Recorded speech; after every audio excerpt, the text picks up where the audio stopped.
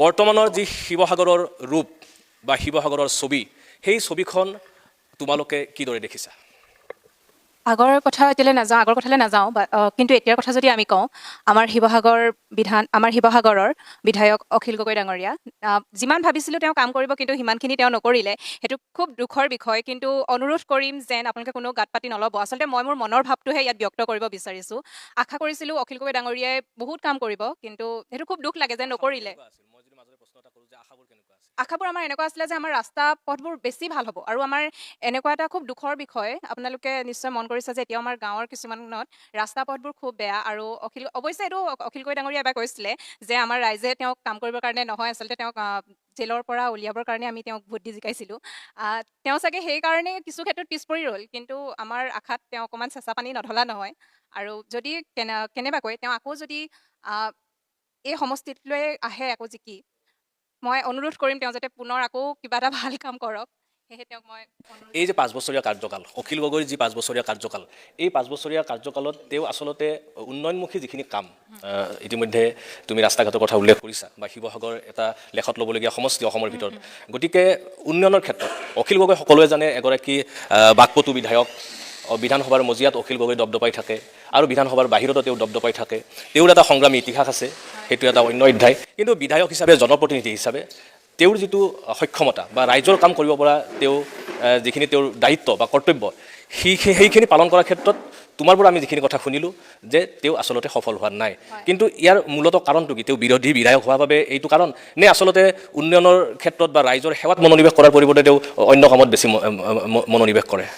আচল কথাটো কি আচলতে? সেইটো মই আচলতে ক'বলৈ নাযাওঁ। তেওঁ যিহেতু এতিয়া আমাৰ বিজেপিৰ হয় শাসনকাল, আৰু তেওঁ বিৰোধীৰ ক্ষেত্ৰতো হয়তো তেওঁ কিছু ক্ষেত্ৰত পিছ পৰি ৰৈছে। আপুনি যিটো ক'লে অখিল গগৈ ডাঙৰীয়া যিটো উদাত্ত কণ্ঠ, এইটোত আচলতে মই খুব সন্মান কৰোঁ তেওঁক এই ক্ষেত্ৰত। আৰু তেওঁৱে চাগে ব্যক্তিজন যিয়ে বিধানসভাত আমাৰ সন্মানীয় মুখ্যমন্ত্ৰী ডাঙৰীয়াৰ আগত কথা ক'ব পৰা এজন ব্যক্তি। আৰু তেওঁ যদি এইখিনি ক্ষেত্ৰত যদি আৰু মন দিলেহেঁতেন আমাৰ শিৱসাগৰৰ উন্নয়নৰ ক্ষেত্ৰত, আমাৰ শিৱসাগৰখন সঁচাকৈ বহুত উন্নত হ'লহেঁতেন। অলৰেডি অলপ আমি বোলে বেছি পিছ পৰি আছোঁ তেনেকুৱা নহয়, আমি উন্নত হৈছোঁ আমি। আৰু যদি তেওঁ মন দিলেহেঁতেন নিশ্চয় আমি আৰু এতিয়া উন্নয়নৰ ক্ষেত্ৰত মই বাকী দিশটো নকওঁ, যিহেতু এজন সাধাৰণ ভোটাৰ হিচাপে বা নতুন প্ৰজন্মৰ প্ৰতিনিধি হিচাপে তোমালোকৰ প্ৰথম দৃষ্টিটোৱে হ'ব নিশ্চয়কৈ উন্নয়ন, সমষ্টিটোৰ উন্নয়ন কিমানখিনি হৈছে। গতিকে যদি আমি 10% ভিতৰত অখিল গগৈয়ে সমষ্টিটোৰ উন্নয়ন কিমান শতাংশ কৰিবলৈ সক্ষম হৈছে, তোমাৰ পৰা কিমান নম্বৰ যাব? 4 নম্বৰ। যথেষ্ট কম নহয়, ঠিকেই আছে বাৰু। এটা অভিযোগ তুমি কৰিছা যে আমি জেলৰ পৰা ওলাবৰ কাৰণেহে তেওঁক ভোট দিলোঁ নেকি? এইটো আচলতে কি কাৰণত এই অভিযোগটো উত্থাপন হ'ল? এই অভিযোগটো অহাৰ প্ৰথম কাৰণটো হ'ল আমি তেওঁৰ পৰা যিখিনি আশা কৰিছিলোঁ সেইখিনিতো নাপালোঁ। আৰু ভাবিছিলোঁ তেখেতে আমাৰ যিখিনি মানে তেওঁ আহি মেলি আমাৰ জনতাৰ ওচৰত যাব, জনতাৰ কষ্টখিনি আমাৰ পৰা বুজ ল'ব, সেইখিনি ক্ষেত্ৰতো মোৰ তেওঁৰ লগত অভিযোগ আছে। আৰু কিন্তু মই তেওঁক এটা ক্ষেত্ৰত মই অলপ দিনৰ পাছত তেওঁৰ ওপৰত যিমানখিনি বেয়া আছিলে, আপুনি যিটো সুধিলে শতাংশৰ কথা, আচলতে মই তেওঁক 3% ৰাখিছিলোঁ। সেইদিনা তেওঁ যিটো গ্ৰন্থমেলা আছিলে, গ্ৰন্থমেলাত যি তেওঁ ছাত্ৰ-ছাত্ৰীসকলক অকণমান কিতাপ যি সহায় কৰিলে, সেই ক্ষেত্ৰত মই তেওঁক আৰু 1% নম্বৰ দিছোঁ। তেনেদৰে আচলতে তেওঁলোকে আমাৰ পৰা 4% হয়, নিশ্চয়। তেনেদৰে তেওঁলোকে নম্বৰ হয়, গতিকে অখিল গগৈ শিৱসাগৰ সমষ্টিৰ বিধায়ক, আৰু যিকোনো এটা সমষ্টি আগবাঢ়ি যাবলৈ হ'লে মুখ্যতঃ বিধায়কজনৰ যিটো ভূমিকা, জনপ্ৰতিনিধিৰ যিটো ভূমিকা, তাৰ ওপৰতে গোটেইখিনি কথা নিৰ্ভৰ কৰে সমষ্টিটোৰ উন্নয়নমূলক কাম কাজৰ ক্ষেত্ৰত। আমাৰ মাজত যিহেতু অখিল গগৈ যিটো ৰাজনৈতিক দলক প্ৰতিনিধিত্ব কৰে, সেইটো ৰাজনৈতিক দলৰ প্ৰতিনিধি আমাৰ মাজত আছে।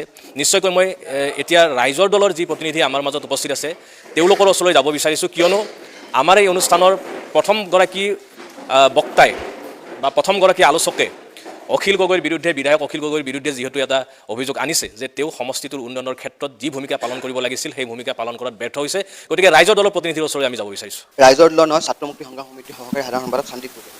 প্ৰথম কথা, মই ৰাইজৰ দলৰ নহয়, মই ছাত্ৰ মুক্তি সংগ্ৰাম সমিতিৰ AGS শিৱসাগৰ ডিষ্ট্ৰিক্ট কমিটি, আৰু অখিল গগৈ ডাঙৰীয়া আমাৰ উপদেষ্টা। তেখেত আমাৰ উপদেষ্টা হিচাপে আমাৰ কিছু কথা তেখেতক প্ৰটেকশ্যন দিয়া আমাৰ জৰুৰী।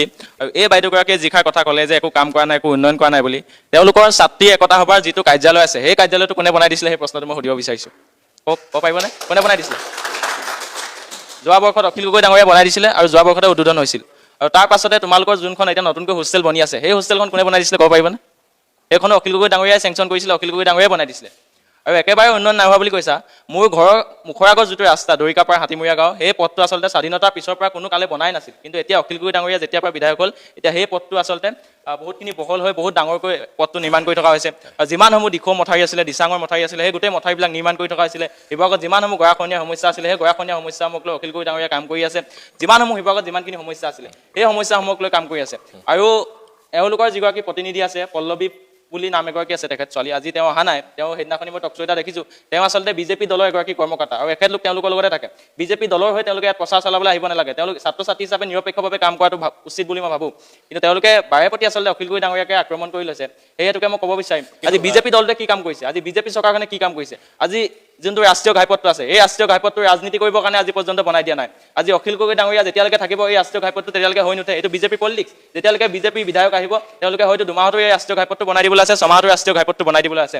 আৰু এতিয়া ৰাষ্ট্ৰীয় ঘাইপথটো যি অৱস্থা, যি শোচনীয় অৱস্থা, আমি বাৰে প্ৰতি তাত আন্দোলন কৰিছোঁ, আমি বাৰে প্ৰতি তাত প্ৰতিবাদ কৰিছোঁ ছাত্ৰ মুক্তি সংগ্ৰাম সমিতিয়ে, কিন্তু আজি পৰ্যন্ত কিন্তু সেই ৰাষ্ট্ৰীয় ঘাইপথটো হৈ নুঠিল। আৰু হৈ নুঠাৰ কাৰণ এটাই যে অখিল গগৈ ডাঙৰীয়াত ইয়াত ঘৰুৱা এটা পলিটিক্স চলি আছে, যে অখিল গগৈ ডাঙৰীয়াক তেওঁলোকে আচলতে নিৰ্বাচনী ইছ্যু হিচাপে এই হাইৱেটো ল'ব আৰু অখিল গগৈ ডাঙৰীয়াক আচলতে তেওঁলোকে এইটোৰ ওপৰতে আক্ৰমণ কৰিব। কিন্তু শিৱসাগৰত যিখিনি কাম হৈছে, এগৰাকী বিধায়ক হিচাপে বিধায়কে যিখিনি নিজৰ আওতাৰ ভিতৰত যিখিনি কাম কৰিছে সেইটো এটা বেলেগ, আৰু চৰকাৰীভাৱে যিবোৰ আঁচনি গ্ৰহণ কৰা হৈছে বা যিবোৰ প্ৰকল্প ইয়াত হাতত লোৱা হৈছে বা বিভিন্ন যিটো পুঁজিৰ যোগান, নিশ্চয়কৈ চৰকাৰ এখনৰ ভূমিকা থাকে।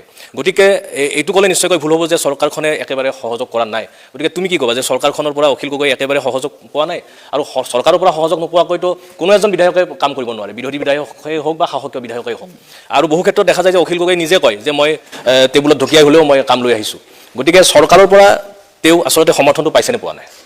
তেওঁক চৰকাৰৰ পৰাতো পাবই লাগিব, বিৰোধী বিধায়ক হিচাপে হওক বা নিজৰ বিধায়ক হিচাপে হওক, চৰকাৰৰ পৰা তেওঁ পইচা আনিবই লাগিব বা চৰকাৰে কাম দিবই লাগিব। আজি মুখ্যমন্ত্ৰী হওক বা মুখ্যমন্ত্ৰীয়ে তেখেতেও নিজে পলিটিক্স কৰিছে। আজি তেওঁ কৈছে যে ৰংঘৰ প্ৰকল্প মই দিছোঁ, আজি অখিলদাৰো তাতে বহুখিনি আচলতে অৰিহণা আছে।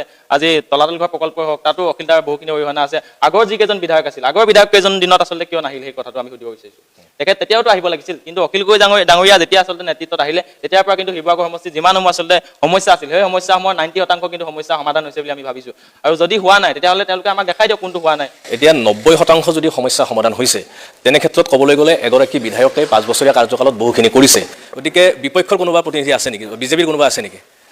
যদি বিজেপিৰ কোনোবা আছে, আমি তেওঁলোকৰ পৰা মতামত ল'বলৈ চেষ্টা কৰিম। আমাৰ লগত বিজেপি দলৰ প্ৰতিনিধি আছে, গতিকে মই তেখেতক পোনপটীয়াকৈ সুধিব বিচাৰিম যে এইমাত্ৰ ছাত্ৰ মুক্তি সংগ্ৰাম সমিতিৰ এগৰাকী যুৱ নেতাই যিখিনি কথা ক'লে যে 90% সমস্যা সমাধান কৰিবলৈ অখিল গগৈ সক্ষম হৈছে, আপুনি কি ক'ব? কোৱাটো কৈহে থাকে, কিন্তু দেখাহে নাই, আমি অকমানো দেখা নাই। মানে আপুনি বিজেপিৰ এজন কৰ্মী হিচাপত দেখা নাই নে? নাই, আমি নৰ্মেল পাব্লিক হিচাপেও যদি চাবলৈ যাওঁ, আমি দেখাহে নাই। তাৰমানে তেওঁ কেনেকৈ ক্ৰেডিটটো লৈ আছে আমি বুজি পোৱা নাই।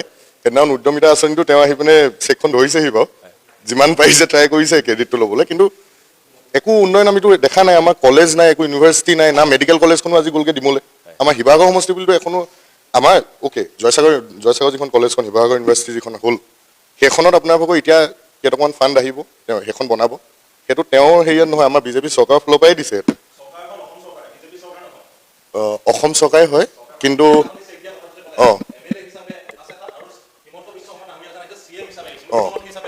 বিজেপি প্ৰতিনিধি হিচাপে অহা নাই। আৰু আপুনি ক'লে যেন আপোনাৰ একো কাম কৰা দেখা নাই। আগতে কি হৈছে, সেই এম এল এ আহিলে, আপোনাৰ ৰাস্তাই চাওক, বৰালি চাওক, আমাৰ ৰংঘৰ প্ৰকল্পটো অখিলদাই আনিছে, তলাতল ঘৰ প্ৰকল্প আপোনালোকৰ মুখ্যমন্ত্ৰীয়ে দলৰ পৰা প্ৰতিনিধিত্ব কৰা মুখ্যমন্ত্ৰীয়ে ঘোষণাই কৰিব।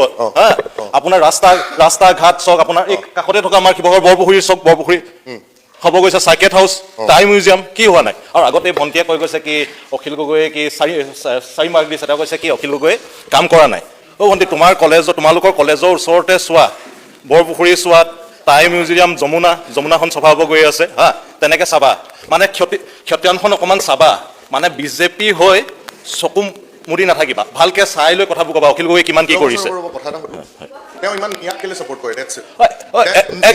মিয়াক ছাপোৰ্ট, শুনা, মিয়া কি ভাৰতৰ নাগৰিক নহয় নি? মিয়া ভাৰতৰ নাগৰিক নহয় নি? আপোনালোকৰ দলে চৰকাৰ অহাৰ আগত কৈছে কি 16 মে'ত তালি টোপোলা বান্ধিব।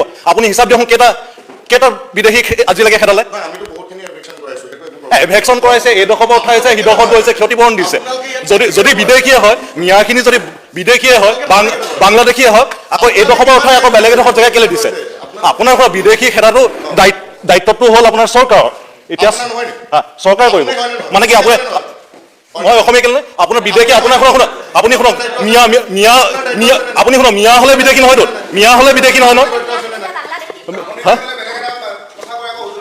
আপোনাৰ বাংলাদেশী খেদোৱাটো আপোনাৰ মোৰ দায়িত্ব নহয় চৰকাৰখন আছে অসম চৰকাৰ আছে চৰকাৰে খেদিব লাগিব নহ'লে কি আপোনালোকে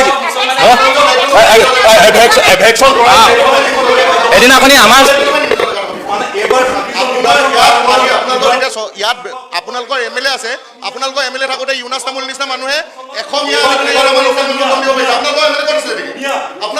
ইউনুছ তামুল কিয় গ্ৰেপ্তাৰ কৰা নাই ইউনুছ তামুল কিয় গ্ৰেপ্তাৰ কৰা নাই ইউনুছ তামুল কিয় গ্ৰেপ্তাৰ কৰা নাই ইউনুছ তামুল কিয় গ্ৰেপ্তাৰ কৰা নাই ইউনুছ তামুল কিয় গ্ৰেপ্তাৰ কৰা নাই কিয় গ্ৰেপ্তাৰ কিয় কৰা নাই শিৱসাগৰ SP কোন শিৱসাগৰ SP কোন DC কোন শিৱসাগৰ SP DC কোন আমাৰ ছাত্ৰ মুক্তি সংগ্ৰাম সমিতি সাংবিধানিক আহি আছে যে 1971 চনৰ পাছত হিন্দুৱে হওক মুছলমানে হওক সকলো এইবাৰ অসমৰ পৰা যাব লাগিব ভাৰতৰ পৰা যাব লাগিব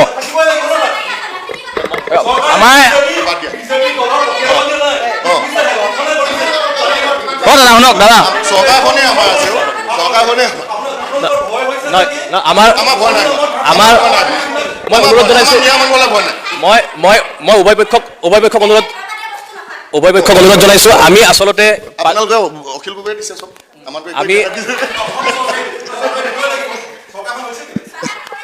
আমি পাতি আছিলোঁ শিৱসাগৰ সমষ্টিৰ উন্নয়নৰ কথা গতিকে আমি ক'বলৈ নিদিলে নিশ্চয় আমি সেই বিষয়টোও পাতিম আমাৰ যদিও আমি শিৱসাগৰত আছোঁ আমাৰ সকলোৰে সমগ্ৰ অসমৰ প্ৰতি এটা দায়িত্ব আছে সমগ্ৰ অসমৰ সমস্যাৰ লগত আমাৰ সম্পৰ্ক আছে আৰু সমগ্ৰ অসমৰ যিটো জাতীয় সমস্যা বা জাতীয় বিষয় আছে তাৰ প্ৰতিও আমাৰ প্ৰত্যেকৰে নিজা নিজা দৃষ্টিভংগী আছে গতিকে মই জানিব বিচাৰিছোঁ আপোনাৰ পৰা নহয় সকলোৱে কথা ক'ব মই পুনৰবাৰ মই ৰাইজৰ দলৰ ওচৰলৈ যাব বিচাৰিছোঁ ৰাইজৰ দল বা ছাত্ৰ মুক্তি সংগ্ৰাম সমিতিৰ যিখিনি প্ৰতিনিধি আছে মই পুনৰবাৰ তেওঁলোকৰ ওচৰলৈ যাব বিচাৰিছোঁ গতিকে অখিল গগৈৰ 5 বছৰীয়া যিটো কাৰ্যকাল যিহেতু নিৰ্বাচনলৈ মাত্ৰ 2 মাহ বাকী আছে আৰু ইতিমধ্যে এগৰাকী বিধায়কে এই 5 বছৰীয়া কাৰ্যকালত তেওঁ যিখিনি কাম কৰিলে তাৰ যদি আমি কৃতিত্বৰ খতিয়ান যদি আমি ৰাইজৰ দলৰ যি সদস্য আমাৰ মাজত উপস্থিত আছে তেওঁলোকৰ পৰা আমি ল'ব বিচাৰোঁ গতিকে A to Z আপোনালোকে ক'ব পাৰে অখিল গগৈয়ে কি কৰিলে শিৱসাগৰৰ বাবে অখিল গগৈ আপোনাৰ 21 বিধানসভা নিৰ্বাচনত আপোনাৰ বিধায়ক হৈছিল প্ৰায় 8 মাহমানৰ পাছত জেলৰ পৰা ওলাই আহিছে বিধায়ক হোৱাৰ পাছত তেওঁ 5 বছৰ এতিয়ালৈকে কমপ্লিট হোৱা নাই আৰু চব অসমৰ 126টা বিধানসভা সমষ্টিৰ ভিতৰত শিৱসাগৰ উন্নয়ন বেছি হৈছে উন্নয়ন স্বৰূপে আপোনাৰ উদাহৰণস্বৰূপে যাব বৰালি চাব বিজি ৰোড চাব আপোনাৰ যমুনা আমাৰ বৰপুখুৰী পাৰ টাই মিউজিয়াম তেনেকৈ কৰি ৰংঘৰ প্ৰকল্প তলাতল ঘৰ প্ৰকল্প ঘোষণা হ'বলৈ গৈ আছে বহুত কাম হৈছে ৰাস্তা ঘাট মানে এনেকুৱা নহয় আৰু আগৰ কোনোবাই কৈ গৈছে এই গাঁৱত যোৱা সৰু 5 বছৰতে গোটেইখিনি শেষ কৰে সৰু গলি এটা থাকিব 10-20 কোটি টকা সেইটোতো 5 বছৰত শেষ নহয় CM হ'লেও পটককৈ শেষ কৰি দিব নোৱাৰে কিন্তু সময় লাগিব এবাৰ MLA হৈছে নিশ্চয় এটা সমষ্টি গঢ়িবলৈ বা লক্ষাধিক ভোটাৰৰ মন আকৃষ্ট কৰিবলৈ বিভিন্ন সমস্যাত ভাৰাক্ৰান্ত এটা সমষ্টি গঢ়িবলৈ নিশ্চয়কৈ সময়ৰ প্ৰয়োজন আছে আৰু যিকোনো এগৰাকী বিধায়কে 5 বছৰত সকলোখিনি কাম কৰিব নোৱাৰে যেই নহওক মোৰ সতীৰ্থ ৰমেশ আছে আমি এইবাৰ বিভিন্ন দল সংগঠনৰ প্ৰতিনিধি নিশ্চয় আছে আমাৰ লগত গতিকে তেখেতসকলৰ পৰা আমি মন্তব্য ল'ম তেওঁলোকৰ দৃষ্টিত শিৱসাগৰৰ উন্নয়ন হৈছে নে নাই প্ৰশ্নটো হৈছে শিৱসাগৰৰ উন্নয়ন হৈছে নে নাই এতিয়া কথাটো হ'ল কি শিৱসাগৰত এজন বিৰোধী দলৰ বিধায়ক আছে আৰু বিৰোধী দলৰ বিধায়কে আমি যদি লক্ষ্য কৰোঁ বিভিন্ন সময়ত কেৱল মাত্ৰ আপোনাৰ প্ৰশ্নটোৰ পৰা ক'ব খুজিছোঁ বিভিন্ন সময়ত যদি আমি লক্ষ্য কৰোঁ তেখেতে শিৱসাগৰৰ উন্নয়নৰ কাৰণে চৰকাৰক যেনেকৈ হেঁচা দিব লাগে তেনেকৈ হেঁচা দিয়াৰ এটা কিন্তু কৌশল বা চেষ্টা তেখেতে অব্যাহত ৰাখিছে আৰু সমান্তৰালকৈ বিভিন্ন ধৰণৰ কামো তেখেতে কৰিছে কিন্তু এইটো ক'ব লাগিব যে সম্পূৰ্ণৰূপে শিৱসাগৰ উন্নয়ন হৈছে বুলি আমি পোনছাতে ক'ব নোৱাৰোঁ পোনছাতে ক'ব নোৱাৰাৰ কাৰণটো এই কাৰণেই যে ক'ৰবাত নহয় ক'ৰবাত শাসকীয় পক্ষৰ প্ৰতাৰণা হওক লাগিলে বা শাসকীয় পক্ষৰ আক্ৰোশে হওক লাগিলে বা শিৱসাগৰ সমষ্টিৰ বিধায়কজনৰ যেন বিৰোধী দলৰ যিজন বিধায়কজনৰ ব্যৰ্থতাই হওক শিৱসাগৰৰ কিছুমান উন্নয়নমূলক বস্তুত ক'ৰবাত নহয় ক'ৰবাত হস্তক্ষেপ হৈছে আমি অলপ আগতে শুনিছোঁ যে শিৱসাগৰত হ'বলগীয়া মেডিকেল ডিমোট হৈছে শিৱসাগৰত যি উন্নয়ন হ'ব লাগে সেইবিলাক ডিমোট হৈছে এই কথাবিলাক কোৱা শুনিছোঁ ইণ্টাৰেষ্টিং কথাটো হ'ল কি ডিমৌ সমষ্টিটোৰ যিজন বিধায়ক হয় সেইজন বিজেপি দলৰ নহয় শাসকীয় দলৰ বিধায়ক আৰু শিৱসাগৰ সমষ্টিৰ বিধায়কজন বিৰোধী দলৰ বিধায়ক তাৰমানে এইটো নেকি যে শিৱসাগৰত বিৰোধী দলৰ বিধায়ক থকাৰ কাৰণে শিৱসাগৰত হ'বলগীয়া উন্নয়নবিলাক ডিমোট হৈছে আৰু এইটো নিশ্চিতভাৱে এটা আক্ৰোশমূলক এটা কথা আৰু শাসকীয় পক্ষই আচলতে শিৱসাগৰত উন্নয়ন নাই হোৱা বুলি কোৱাৰ যিটো যুক্তিযুক্ততা এইটো এইকাৰণে থাকিব নালাগে কাৰণ কেন্দ্ৰতো এতিয়া বৰ্তমান বিজেপি চৰকাৰ আছে অসমতো বৰ্তমান বিজেপি চৰকাৰ আছে আৰু দুয়োটা ঠাইতে বিজেপি চৰকাৰ থকা অৱস্থাটো সকলোতে যদি বিধায়কজনে যদি কিবা উন্নয়ন কৰিব পৰা নাই তেতিয়াহ'লে মই ভাবোঁ যে চৰকাৰে এইটো দেখাব পাৰিব লাগে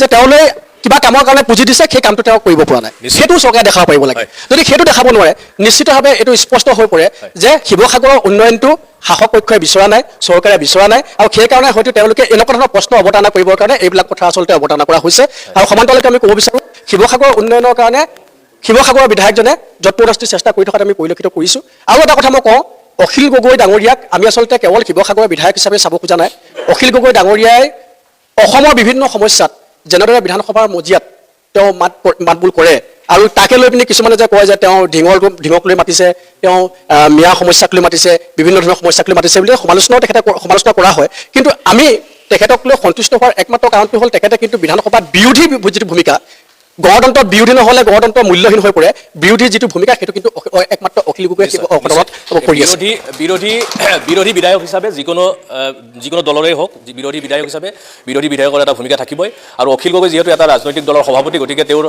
সমগ্ৰ অসমৰ যিবোৰ সমস্যা তাক লৈ তেওঁৰ নিজা এজেণ্ডা থাকিব দৃষ্টিভংগী থাকিব আমাৰ লগত কংগ্ৰেছৰ প্ৰতিনিধি আছে শিৱসাগৰক এসময়ত কংগ্ৰেছে প্ৰতিনিধিত্ব কৰিছিল প্ৰণৱ গগৈৰ দৰে বিধায়ক ইয়াৰ পৰা নিৰ্বাচিত হৈছিল যিগৰাকী প্ৰণৱ গগৈয়ে কংগ্ৰেছৰ বিধায়ক হৈও অসমৰ জাতি ৰক্ষাৰ বাবে অসমীয়া জাতি ৰক্ষাৰ বাবে বিধানসভাৰ মজিয়াত এক বলিষ্ঠ ভূমিকা গ্ৰহণ কৰিছিল আমি সকলোৱে দেখিছিলোঁ গতিকে কংগ্ৰেছৰ প্ৰতিনিধিৰ ওচৰলৈ যাম আজিৰ তাৰিখত শিৱসাগৰত কংগ্ৰেছৰ সাংগঠনিক ভেটি কি কংগ্ৰেছৰ সাংগঠনিক দিশটো অতি শক্তিশালীভাৱে আমি আগবাঢ়ি গৈছোঁ যিহেতুকে অনাগত দিনত এখন সুস্থিৰ আৰু সকলো জাতি জনগোষ্ঠীক একত্ৰিত কৰি যি বৰ অসম গঢ়াৰ যিটো সপোন স্বৰ্গদেউ চুকাফাই দেখি গৈছিল বা আমাৰ শংকৰদেৱে আধ্যাত্মিকভাৱে সকলো জাতি জনগোষ্ঠীক একত্ৰিত কৰি আগবাঢ়ি গৈছিল সেই মানে অসমখন আমি চাব বিচাৰোঁ আৰু সেইকাৰণে হয়তো সকলো বিৰোধী দল একত্ৰিত হৈ এটা বিজেপিৰ লগত যুঁজ দিয়াৰ এটা প্ৰয়াস কৰিছে তাৰ সমান্তৰালভাৱে আমি এনেকুৱা এজন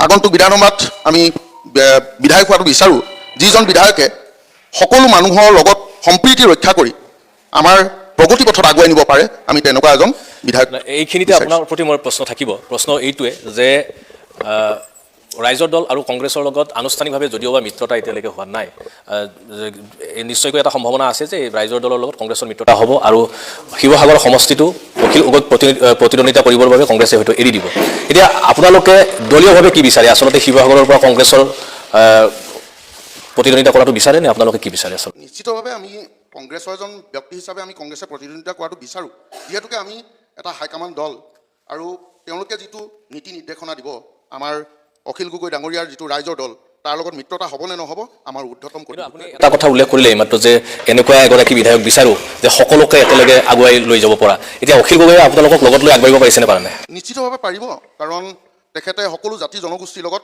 একত্ৰিত হোৱাটো তেওঁ বিচাৰে আমি সেইকাৰণে আৰু প্ৰতিটো ক্ষেত্ৰতে আমি তেওঁৰ বিধানসভাটো দেখিছোঁ বিধানসভাৰ যিধৰণে তেওঁ কথা বতৰাবোৰ পাতে গতিকে আমাৰ যিটো সমাজখনৰ সম্প্ৰীতি এনাজৰীডাল যাতে কটকটীয়া হয় তাৰ কাৰণে চিন্তা চৰ্চা কৰোঁ ধন্যবাদ আমাৰ মাজত হয়তো মৰিয়া যুৱ ছাত্ৰ পৰিষদৰ প্ৰতিনিধি আছে নিশ্চয় হয় গতিকে মই তেখেতসকলৰ ওচৰত যাম আৰু এইকাৰণে মই দুটামান কথা তেখেতসকলৰ পৰা জানিব বিচাৰিম অলপ আগতে আমাৰ ইয়াত বিতৰ্কৰ সূচনা হৈছিল আৰু এই আলোচনাতেই নহয় আজিৰ তাৰিখত সবাতোকৈ অসমৰ সমাজ ৰাজনীতিত চৰ্চিত বিষয়টোৱে হ'ল মিয়াকেন্দ্ৰিক যিটো বিতৰ্ক আৰু এই মিয়াকেন্দ্ৰিক বিতৰ্কৰ মাজত অখিল গগৈৰ নামটো প্ৰায়ে সাঙুৰ খায় যিদৰে বিজেপিয়ে মিয়াৰ বিৰুদ্ধে যদিওবা আমি মিয়া বুলি উল্লেখ কৰিছোঁ যিখিনি সন্দেহযুক্ত প্ৰব্ৰজনকাৰী নাগৰিক আছে সেইসকলকে হয়তো বুজোৱা হৈছে যে বিজেপি চৰকাৰে দল চৰকাৰে মিয়া বিৰোধী এটা স্থিতি গ্ৰহণ কৰিছে আৰু এটা পক্ষই বিশেষকৈ বিৰোধীয়ে মিয়াক সমৰ্থন কৰে বুলিও বিভিন্ন অভিযোগ আছে এতিয়া মৰিয়া যুৱ ছাত্ৰ পৰিষদৰ পৰা মই এইটোকে জানিব বিচাৰিম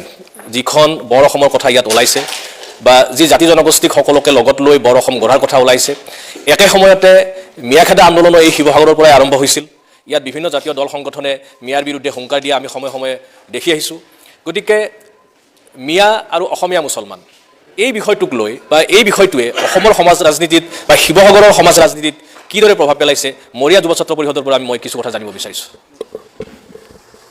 ধন্যবাদ আচলতে অসমখন এক জনগোষ্ঠীয় ৰাজ্য আমি সকলোৱে জানো বিভিন্ন জাতি জনগোষ্ঠীৰ এক মিলনৰ ভূমিও হয় আৰু মৰিয়াসকল মই যিহেতু মৰিয়া সম্প্ৰদায়ৰ হয় সেইকাৰণে মই মৰিয়া সম্প্ৰদায়ৰ দৃষ্টিৰে ক'ব বিচাৰোঁ যে মৰিয়াসকল যি সময়ত মোগলৰ লগত যুদ্ধ হৈছিল সেই সময়ত আহোম সেনাৰ হৈ পেলাই মৰিয়াসকল যুঁজাৰ ইতিহাস আছে আৰু বিদেশী যি সমস্যা এইটো এটা অসমৰ সমস্যা হয় আৰু মিয়া সমস্যাটো কিন্তু আমাৰ মূল সমস্যা হ'ব নালাগে।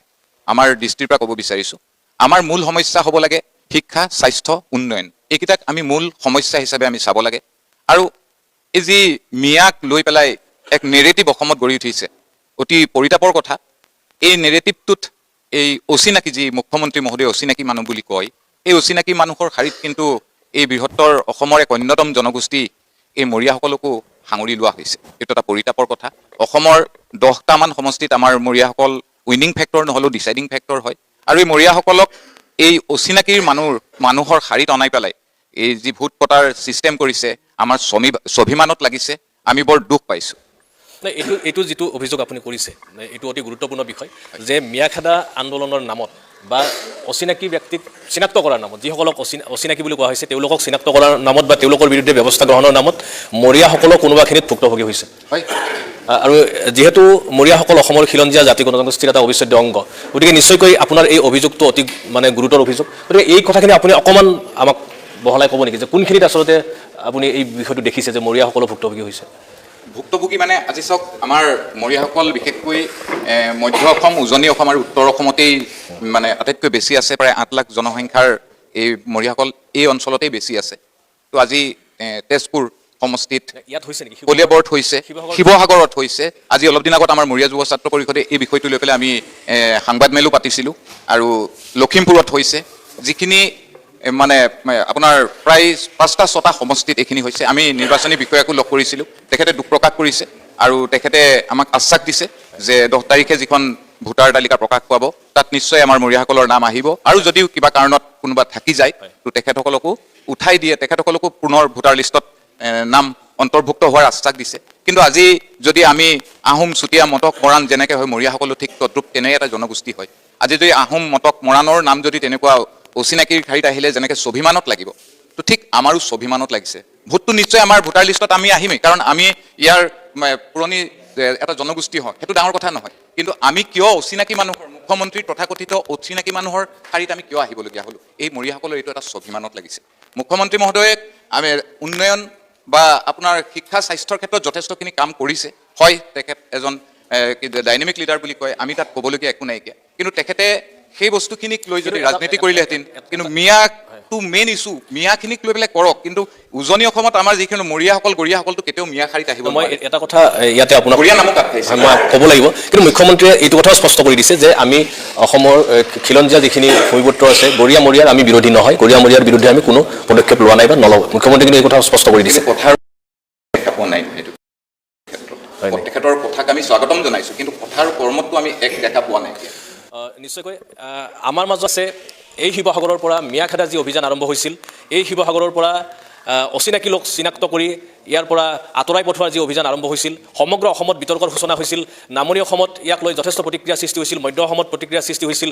শিৱসাগৰত যি ঘটনা ঘটিছে, জাতীয় দল সংগঠনে যি ঘটনা শিৱসাগৰত সংঘটিত কৰিছে, তাৰ পাৰ্শ্বক্ৰিয়া হয়তো অন্য স্থানত হৈছে। গতিকে মিয়াখেদা অভিযানৰ যিসকলে ইয়াত নেতৃত্ব লৈছিল, মিয়াখেদা অভিযানৰ যিসকলে নেতৃত্ব লৈছিল, সেইসকলৰ মাজত 2-এজন আমাৰ ইয়াত উপস্থিত আছে। গতিকে আমি তেখেতসকলৰ পৰা কিছু কথা জানিব বিচাৰিছোঁ। কেৱল ৰাজনীতিয়েই নহয়, ডেকা ডাঙৰীয়া আমাৰ লগত আছে, কেৱল ৰাজনীতিয়েই নহয়, অসমৰ সমাজ জীৱনৰ লগত এই বিষয়টো ওতঃপ্ৰোতভাৱে জড়িত। সমগ্ৰ অসমীয়া জাতিয়ে দশক ধৰি আত্মৰক্ষাৰ যুঁজখন চলাই আহিছে। সমগ্ৰ অসমীয়া জাতিয়ে নিজৰ মাটিৰ অধিকাৰ, নিজৰ ৰাজনৈতিক অধিকাৰ, অৰ্থনৈতিক অধিকাৰৰ যুঁজখন চলাই আহিছে। তেনেস্থলত আপোনালোকে যি পদক্ষেপ হাতত লৈছিল, সেই পদক্ষেপ আচলতে জাতিৰ স্বাৰ্থত উচিত আছিল নে নাই?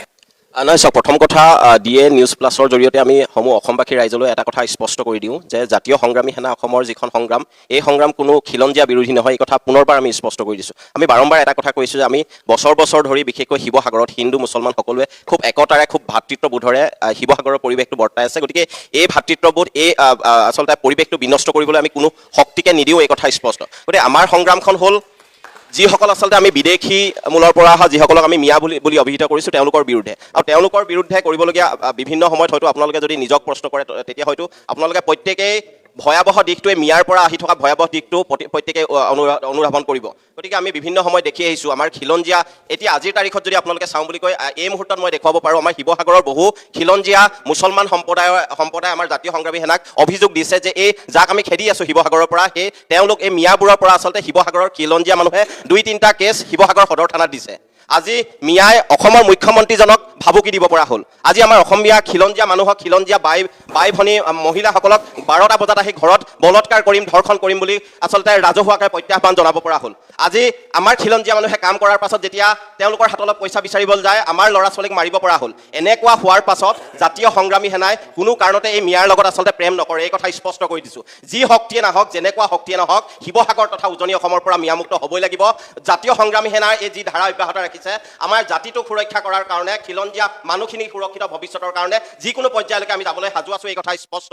এটা কথা পুনৰ কওঁ, আমি কেতিয়াও আইন হাতত তুলি কোনো কাম কৰিব বিচৰা নাই। সেইকাৰণে আমি বাৰম্বাৰ উজনি অসমৰ পৰা মিয়াসকলক প্ৰত্যাহ্বান জনাইছিলোঁ, তেওঁলোকক সকীয়াই আহিছিলোঁ যে বিশেষকৈ শিৱসাগৰ তথা উজনি অসমৰ পৰা তহঁতে যোৱাৰ ব্যৱস্থা কৰ। তাৰ পাছতো যেতিয়া পুনৰ শিৱসাগৰ মানুহক, পুনৰ অসমৰ খিলঞ্জীয়া মানুহক যেতিয়া ভাবুকি দিব পৰা হ'ল, যেতিয়া আমাৰ বাই ভনীসকলক, আমাৰ মহিলাসকলক ঘৰৰ ভিতৰত আহি বলৎকাৰ কৰিম বুলি মুকলিকৈ ক'ব পৰা হ'ল, তাৰ পাছত তেওঁলোকক আচলতে পিটন দিয়াৰ বিকল্প কোনো কথা নাই। গতিকে পুনৰবাৰ এটা কথা কৈছোঁ, উজনি অসমৰ পৰা মিয়ামুক্ত হ'ব লাগিব। যিকোনো শক্তিয়ে জাতীয় সংগ্ৰামী সেনাৰ এই ধাৰা, এই আচলতে এই যিটো আমি এটা অভিযান কৰিছোঁ, এই অভিযানক মষিমূৰ কৰিব নোৱাৰে, এই কথা স্পষ্ট। যদি আমাৰ খিলঞ্জীয়া মানুহখিনিৰ স্বাৰ্থত আমি কৰা কামৰ কাৰণে যদি কোনোবাই আমাক দালাল আখ্যা দিয়ে, তেনেহ'লে এনেকুৱা 10 বাৰ দালাল, 1000 বাৰ তেনেকুৱা দালাল হ'বলৈ আমি সাজু থাকিম, এই কথা স্পষ্ট কৰি দিছোঁ। ধন্যবাদ। মই এটা প্ৰশ্ন মই আপোনাক কৰিব লাগিব। আপুনি ইতিমধ্যে সগৌৰৱেৰে আপোনাৰ যিটো কণ্ঠ আপুনি ৰাখিছে আৰু আপোনাৰ স্পষ্টভাৱে আপুনি কৈছে, কিন্তু এটা অভিযোগ আপোনালোকৰ প্ৰতিও আছে, বিশেষকৈ বিপক্ষৰ পৰা এটা অভিযোগ কৰা হয়, বিৰোধী ৰাজনৈতিক দলৰ পৰা এটা অভিযোগ কৰা হয় যে আচলতে আপোনালোকে, বা মই অকল আপোনাৰ সংগঠন বুলি কোৱা নাই, বিভিন্নটা সংগঠন ইয়াত আছে, জাতীয় সংগঠন, এই সংগঠনসমূহ বিজেপিৰ এজেণ্ট বুলি এটা অভিযোগ উত্থাপন হৈছে। নাই, ইতিমধ্যে আমি ক'লোৱে, এতিয়া আমাৰ সংগঠনৰ ল'ৰা এজন, ভূঞা উপাধিৰ ল'ৰা এজনৰ আজি কিছুদিন পূৰ্বে মিয়া সম্প্ৰদায়ৰ মানুহে হিন্দু পৰিচয় দি তেখেতৰ ভনীয়েকক পলুৱাই লৈ গ'ল। তাৰ পাছত শিৱসাগৰ আৰক্ষীৰ তৎপৰতাক তেখেতক উদ্ধাৰ কৰিবলৈ সক্ষম হ'ল। এই কামখিনি কোনে কৰিছে? আমাৰ খিলঞ্জীয়া মানুহে নাই কোৱা। এই কামখিনি কৰিছে মিয়াবোৰে কৰিছে। মিয়াবোৰে 10জনী 12জনীকৈ, যদিও ক'বলৈ অশুভনীয় তথাপিও ক'ব লাগিব অনুষ্ঠানটোৰ স্বাৰ্থত, খিলঞ্জীয়া মানুহখিনিৰ স্বাৰ্থত, 10জনী 12গৰাকীকৈ বিয়া পাতিব, কুকুৰ মেকুৰীৰ দৰে 50টা 60টা ল'ৰা ছোৱালী জন্ম দিব, তাৰ পাছত আমাৰ খিলঞ্জীয়া মানুহখিনি বাই ভনীৰ ওপৰত আচলতে অত্যাচাৰ কৰিব, তাৰ পাছত আমি মনে মনে থাকিম নেকি? আমি কেতিয়াও নাথাকোঁ। স্পষ্টকৈ কৈছোঁ, অসমীয়া জাতিটোৰ সুৰক্ষিত ভৱিষ্যতৰ স্বাৰ্থত, খিলঞ্জীয়া মানুহখিনি, খিলঞ্জীয়া বাই ভনীৰ সুৰক্ষিত ভৱিষ্যতৰ স্বাৰ্থত এই মিয়াক খেদাৰ কাৰণে কোনোবাই যদি আমাক কাৰোবাৰ দালাল বুলি কয়, এনেকুৱা দালাল আমি 1000 বাৰ হ'বলৈ সাজু আছোঁ, এই কথা স্পষ্ট। আমি যেতিয়া শিৱসাগৰত মাৰোৱাৰী বিহাৰীৰ কাৰণে, আচলতে মাৰোৱাৰী বিহাৰীয়ে যেতিয়া আমাক খিলঞ্জীয়া মানুহক অত্যাচাৰ কৰে, উৎপীড়ন কৰে, তেতিয়া জাতীয় সংগ্ৰামী সেনাই সেই মাৰোৱাৰী বিহাৰীৰ আচলতে এগেইনষ্ট কৰি আমি ৰাজপথলৈ ওলাই আহি অসমীয়া জীয়ৰীবোৰক আমি বিভিন্ন ধৰণে সহায় কৰিছোঁ। তেতিয়া কিন্তু আকৌ যিখিনি আজিৰ তাৰিখত আমাক কোনোবা ৰাজনৈতিক দলৰ দালাল বুলি কৈছে, তেতিয়া আকৌ আমি জাতীয়তাবাদী বুলি কয়। প্ৰকৃতত জাতীয়তাবাদী তেতিয়া কয়, কিন্তু যেতিয়া আমি অসমীয়া জাতিটোৰ সুৰক্ষিত ভৱিষ্যতৰ কাৰণে খিলঞ্জীয়া মানুহখিনিৰ হৈ মাত মাতোঁ, মিয়া এই অবৈধ মানুহখিনিৰ হৈ মাত মাতোঁ, তেতিয়া যদি কোনোবাই আমাক দালাল বুলি কয়, মই ইতিমধ্যে কৈছোঁৱে, 1000 বাৰ এনেকুৱা দালাল ল'বলৈ আমি প্ৰস্তুত। 1000 বাৰ দালাল হৈ এনেকুৱা মিয়া যিবোৰে অসম বিৰোধী চক্ৰৰ লগত লাগি আছে, অসমখনক মিয়ালেণ্ড কৰাৰ কাৰণে লাগি আছে, তেওঁলোকক আমি পুলিয়ে পোখাই উৎখাত কৰিবলৈ জাতীয় সংগ্ৰামী সেনাৰ প্ৰত্যেকজন সৈনিক সাজু আছে, এই কথা পুনৰবাৰ কৈ দিছোঁ। যিকোনো শক্তি আমাৰ জাতীয় সংগ্ৰামী সেনাৰ এই সংগ্ৰামখনত মষিমূৰ কৰিব নোৱাৰে। প্ৰয়োজন হ'লে আমি যি ধৰণে মাৰিব জানো, সেই ধৰণে আমি মৰিবও জানো। আমাৰ কথা স্পষ্ট, শিৱসাগৰ তথা উজনি অসমৰ পৰা প্ৰত্যেকটো মিয়াই তালি টোপোলা বান্ধি যাব লাগিব। যেতিয়ালৈকে উজনি অসমৰ পৰা প্ৰত্যেকটো মিয়াই তালি টোপোলা বান্ধি নাযায়, তেতিয়ালৈকে আমাৰ এই সংগ্ৰাম অব্যাহত থাকিব। যিকোনো পৰিৱেশ পৰিস্থিতিৰ মোকাবিলা কৰি আমাৰ এই আচলতে পানী মেটেকা ৰূপী এই মিয়াসকলক অসমৰ পৰা খেদিবলৈ, উজনি অসমৰ পৰা খেদিবলৈ আমি বদ্ধপৰিকৰ হৈ থাকিম। মোৰ আৰু এটা প্ৰশ্ন থাকিব আপোনাৰ প্ৰতি, যে এই যিখিনি মানুহ, আমি যাক মিয়া বুলি কৈছোঁ, যিসকল ইয়ালৈ আহিছে, নিশ্চয়কৈ বেছিভাগেই শ্ৰমিকৰ ৰূপত ইয়ালৈ আহে, উজনি অসমত কামৰ সন্ধানত আহিছে, আৰু পানী মেটেকা বুলি আপুনি উল্লেখ কৰিছে, আৰু হয়তো এটা সময়ত গজালি মেলা নিচিনা পৰিৱেশো হয়তো হ'ব, বা হয়তো আন ঠাইত হৈছে, যিয়েই নহওক, কিন্তু এই যে কামৰ সন্ধানত নামনি অসমৰ পৰা বা মধ্য অসমৰ পৰা উজনিলৈ আহিবলগীয়া হৈছে, আমাৰ অসমীয়া যুৱশক্তিৰ মাজত, আমাৰ অসমীয়া সমাজখনৰ মাজত এই যে কৰ্ম সংস্কৃতিটো নোহোৱা হৈ গৈছে। আমি নিজকে লাচিতৰ দেশৰ পুৰুষ বুলি কওঁ, বা আমাৰ জাতীয়তাবাদটো আমি লাচিতৰ আদৰ্শৰে উদ্বুদ্ধ হোৱা বুলি কওঁ, কিন্তু আচলতে আমি কৰ্ম সংস্কৃতি কিয় গঢ়ি তুলিব পৰা নাই, যাৰ বাবে আমি আনক আনি ইয়াত আমি আনৰ দ্বাৰা আমি কাম কৰিবলগীয়া হৈছে? এটা অপপ্ৰচাৰ বুলিয়ে ক'ব লাগিব। অপপ্ৰচাৰ বিভিন্ন সময়ত হৈ আছে। আমাৰ অসমীয়া মানুহখিনি কোনো কাৰণতে আচলতে কামৰ প্ৰতি হেলা কৰা মানুহ নহয়।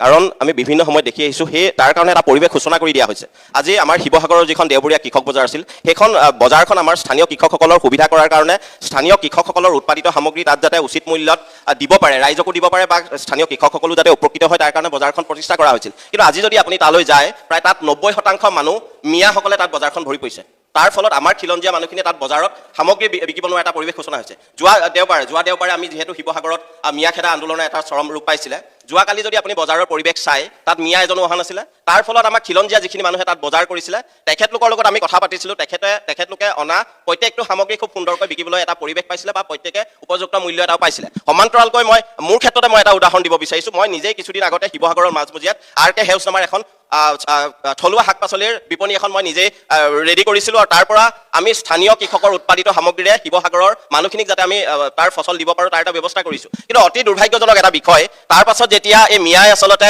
নগাঁও কলিয়া সেইটো ছাইডত যি ধৰণৰ আচলতে অত্যাধিক সাৰেৰে প্ৰস্তুত কৰা সামগ্ৰীবোৰ ইয়াত শিৱসাগৰলৈ আনি খুব কম দামত দিবলগীয়া হ'ল তাৰ ফলত আজি 6 মাহ পাছত মই নিজেই মোৰ বিপণীখন বন্ধ কৰিবলগীয়া হ'ল কাৰণ অপ্ৰিয় হ'লেও হয়তো মানুহে সস্তাটো বিচাৰে গতিকে আমাৰ ইয়াত চাহিদা নাই কাৰণ তেওঁলোকে আহি ইয়াৰ বজাৰখন দখল কৰি পেলাইছে তাৰ কাৰণে ইয়াত পৰিৱেশটো নাইকিয়া হৈছে গতিকে আমি চেষ্টা কৰিছোঁ শিৱসাগৰৰ পৰা মিয়াসমূহ যেতিয়া আমি বিতৰণ কৰাৰ ব্যৱস্থা কৰিম তেতিয়া নিশ্চিতভাৱে আমাৰ থলুৱা যুৱক যুৱতীসকল ইয়াৰ কামৰ প্ৰতি ধাৱমান হ'ব আৰু নিশ্চয়কৈ আপুনি যি ধৰণে কৈছে যে আমাৰ মানুহখিনিয়ে কাম কৰাৰ বাবে আগ্ৰহী নহয় আপুনি বিভিন্ন নিৰ্মাণ কাৰ্যটো দেখিব আমাৰ বহুত থলুৱা যুৱক যুৱতী আছে কিন্তু তেওঁলোকে তাৰ পৰা আহি খুব কম পইচাত আচলতে কাম কৰি দিয়াৰ ফলত আমাৰ ফল ভোগ কৰিবলগীয়া হৈছে আমাৰ স্থানীয় যুৱক যুৱতীসকলে গতিকে আমি স্থানীয় কৃষকসকলৰ সমান্তৰালকৈ স্থানীয় যুৱক যুৱতীসকলে যাৰ আচলতে এতিয়াও আচলতে কামৰ পৰা বঞ্চিত হৈছে তেওঁলোকে যাতে কাম কৰাৰ এটা পৰিৱেশ পায় তাৰ কাৰণে জাতীয় সংগ্ৰামী সেনাই এইখন সংগ্ৰাম কৰি আছে গতিকে শিৱসাগৰৰ পৰা যেতিয়া মিয়াসমূহ নাইকিয়া হ'ব তেতিয়া নিশ্চয়কৈ আমাৰ খিলঞ্জীয়া যুৱক যুৱতীসকল সকলোৱে কামৰ প্ৰতি ধাৱমান হ'ব নিশ্চয় অসমীয়া জাতি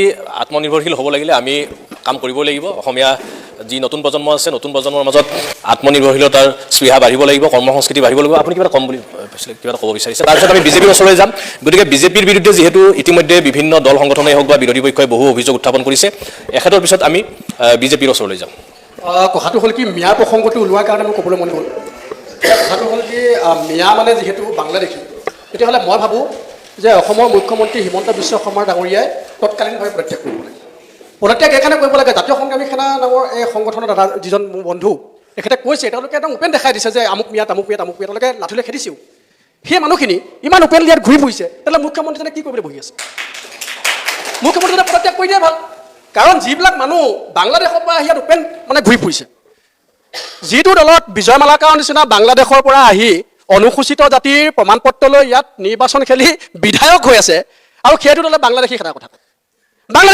কয় আৰু ইমান ওপেন শিৱসাগৰত বাংলাদেশী ঘূৰি ফুৰিছে দল সংগঠনবিলাকে দেখাই দিছে এজন মিয়া মাৰি খেদিব লাগে এইজন মিয়া মাৰি খেদিব লাগে সেইজন মিয়া মাৰি খেদিব লাগে সেই মানুহবিলাক আকৌ মানে দল সংগঠনে কিয় খেদিব লাগে আপোনাক কৰিম ঠিক আছে আপুনি যাক মিয়া বুলি বুজাইছে বা তেখেতে যাক মিয়া বুলি বুজাইছে আপুনি ক'ব বিচাৰিছে যে সেইজন বাংলাদেশী নহ'বও পাৰে যদি বাংলাদেশী হয় চৰকাৰে হেৰি কৰক পদক্ষেপ লওক আৰু যদি ব্যৰ্থ মুখ্যমন্ত্ৰীয়ে পদত্যাগ কৰক কিন্তু কথাটো এনেকুৱা নেকি যে ভাৰতীয় হ'ল বুলিয়েই শিৱসাগৰত আপুনি যাকে তাকে স্থানটো দিব নিশ্চিতভাৱে চাওক ভাৰতীয় হ'ল বুলিয়ে শিৱসাগৰত যাকে তাকে স্থান দিবলৈ নিদিয়ে সেইটো ভাৰতবৰ্ষৰ সংবিধানে ক'ব ভাৰতবৰ্ষৰ এখন সংবিধানৰ তত্ত্বাৱধানত চলি থকা এটা মানে আইন ব্যৱস্থা আছে প্ৰশাসনিক ব্যৱস্থা আছে ন্যায় ব্যৱস্থা আছে সেইটো সংবিধানে ক'ব আৰু সংবিধানৰ অধিকাৰৰ ওপৰত কোনো নাই ভাৰতবৰ্ষৰ সংবিধানখনে যিটো কৈছে সেইটোৰ ওপৰত মাত মতাৰ অধিকাৰ কিন্তু কাৰো নাই 2 নম্বৰ কথাটো কি এইখন চৰকাৰে কিন্তু সংবিধানৰ শপত খাই পিনিয়ে কিন্তু চৰকাৰ গঠন কৰিছে গতিকে সংবিধানখনৰ ওপৰত মাত মতাৰ অধিকাৰ কাৰো নাই কিন্তু এটা কথা ক'ব লাগিব যদি এই কথাটো হয় যে এটা মানে প্ৰজাতি আহি পিনি শিৱসাগৰত এটা বেয়া অৱস্থাৰ সৃষ্টি কৰিছে তেতিয়াহ'লে তেওঁলোকক আচলতে কৰায়ত্ব কৰি যদি কিবা শাস্তি দিয়াৰ বিধান আছে আইনত তেতিয়াহ'লে শাস্তি দিয়ক আমাৰ ক'ব লগা একো নাই কিন্তু মোৰ কথাটো এইটোহে দেই মই কৈছোঁ যে মিয়াক খেদিব লাগে উচ্ছেদ কৰিব লাগে মিয়াক মাৰিব লাগে পিটিব লাগে কাটিব লাগে আৰু খুব মানে বহুত বেছি অত্যাচাৰ কৰিব লাগে ৰিক্সাত গ'লে 5 টকা ভাড়া সুধিলে 4 টকা ভাড়াও দিব লাগে চব বুজি পালোঁ কিন্তু মই কৈছোঁ মুখ্যমন্ত্ৰীজনে কৰি আছে মানুহবিলাকক যে যুদ্ধ কৰিবলৈ লগাই দিছে আপোনালোকে মিয়াক মাৰক মিয়াক খেদক মানুহবিলাকক লগাই দিছে যুদ্ধ কৰিবলৈ তাৰমানে অসমখনত এক ৰাজক পৰিৱেশৰ সৃষ্টি কৰিব বিচাৰিছে নেকি তেওঁ যদি গম পায় মিয়া আছে শিৱসাগৰত ইমান ওপেন মিয়া ঘূৰি ফুৰিছে তেওঁ প্ৰশাসনক ক'লেই হয় দেখোন যে মানুহ এটা ধৰি লৈ পিনি তহঁতি বাংলাদেশৰ পৰা খাই দিয়ে বুলি সহজ কথা এটা মুখ্যমন্ত্ৰীয়ে কৰিব নোৱাৰা কাৰণ একোৱে নাই মুখ্যমন্ত্ৰী ইমান সাহস আছে ইমান প্ৰতাপী মুখ্যমন্ত্ৰী অসমৰ মুখ্যমন্ত্ৰীজন ভাৰতবৰ্ষনে পৃথিৱীৰ বোলে আটাইতকৈ প্ৰভাৱশালী মন্ত্ৰী আৰু মুখ্যমন্ত্ৰী গতিকে ইমান প্ৰভাৱশালী মুখ্যমন্ত্ৰীজন থকা অৱস্থাত মিয়া ইমান ওপেন শিৱসাগৰত ঘূৰি ফুৰিছে এইটো অত্যন্ত লজ্জাজনক কথা হৈছে এই মুখ্যমন্ত্ৰীজনে পদত্যাগ কৰিব লাগে ধন্যবাদ মুখ্যমন্ত্ৰীয়ে পদত্যাগ কৰিব লাগে আমাৰ মাজৰ এগৰাকী বক্তাই মুখ্যমন্ত্ৰীক এক প্ৰকাৰ প্ৰত্যাহ্বান জনাইছে, গতিকে আমি বিজেপিৰ ওচৰলৈ আহিছোঁ। মুখ্যমন্ত্ৰীয়ে পদত্যাগ কৰিব লাগে বুলি তেখেতে কৈছে, মুখ্যমন্ত্ৰীয়ে পদত্যাগ কৰিবনে নাই? পোনপ্ৰথমে মই DA নিউজ প্লাছলৈ আন্তৰিক ধন্যবাদ জ্ঞাপন কৰিছোঁ। মই মুখ্যমন্ত্ৰী পদত্যাগৰ প্ৰসংগটোলৈ পিছলৈ যাম দাদা। তাৰ আগত দুটা প্ৰসংগ মই উল্লেখ কৰি যাব বিচাৰিছোঁ। মোৰ সন্মানীয় মৰিয়া জনগোষ্ঠীক প্ৰতিনিধিত্ব কৰা সন্মানীয় দাদাৰ প্ৰতি মই আন্তৰিক আৰু শ্ৰদ্ধাৰে এটা কথা জনাব বিচাৰিছোঁ যে এইখনেই প্ৰথম চৰকাৰ, এইজনেই মুখ্যমন্ত্ৰী যি অসমৰ খিলঞ্জীয়া আমাৰ যিখিনি মুছলমান আছে, খিলঞ্জীয়া মুছলমানসকলৰ অস্তিত্ব ৰক্ষাটো হ'ব লাগিব বুলি কোৱা প্ৰথমজন মুখ্যমন্ত্ৰী ডক্টৰ হিমন্ত বিশ্ব শৰ্মা। দেশীয়, গৰীয়া, মৰিয়া, জলহা এই আমাৰ যিখিনি খিলঞ্জীয়া মুছলমানৰ জনগোষ্ঠী আছে তেওঁলোকৰ জনপ্ৰতিনিধিক লগত লৈ পেলাই এখন আয়োগ গঠন কৰিছে আৰু তাৰ সেই আয়োগৰ কাৰণে প্ৰায় 200 কোটি টকা মুকলি কৰি দিছে। এইটো কাৰণেই যে আজিৰ দিনত কমুৱা মুছলমান বা সন্দেহযুক্ত বাংলাদেশীৰ দ্বাৰা আজি অকল কেৱল হিন্দু বা অন্য কোনোবা জাতিয়ে নহয়, আমাৰ খিলঞ্জীয়া মুছলমান সকলো যথেষ্ট ক্ষতিগ্ৰস্ত হৈছে, যিটো আপুনি উজনি নামনি য'তে যায় দেখিবলৈ পাব।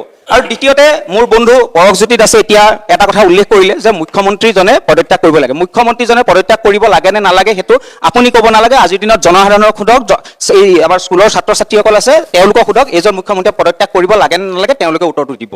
আৰু দ্বিতীয় কথা হৈ গ'ল কি, মিয়া যদি দেখিছে মাৰিব লাগে, খেদিব লাগে, পিটিব লাগে। পৰকজ্যোতি দাসে কৈছে ভাৰতৰ এখন সংবিধান আছে, সংবিধান ব্যৱস্থাৰ মাজেৰে যিখিনি বাংলাদেশীক ইতিমধ্যে মোক কৈ ল'বলৈ দিয়া বন্ধু কৈ ল'বলৈ দিয়া, মই উল্টা চিধাটো শুনি লোৱা বাইদেউ, ধৈৰ্য ধৰা।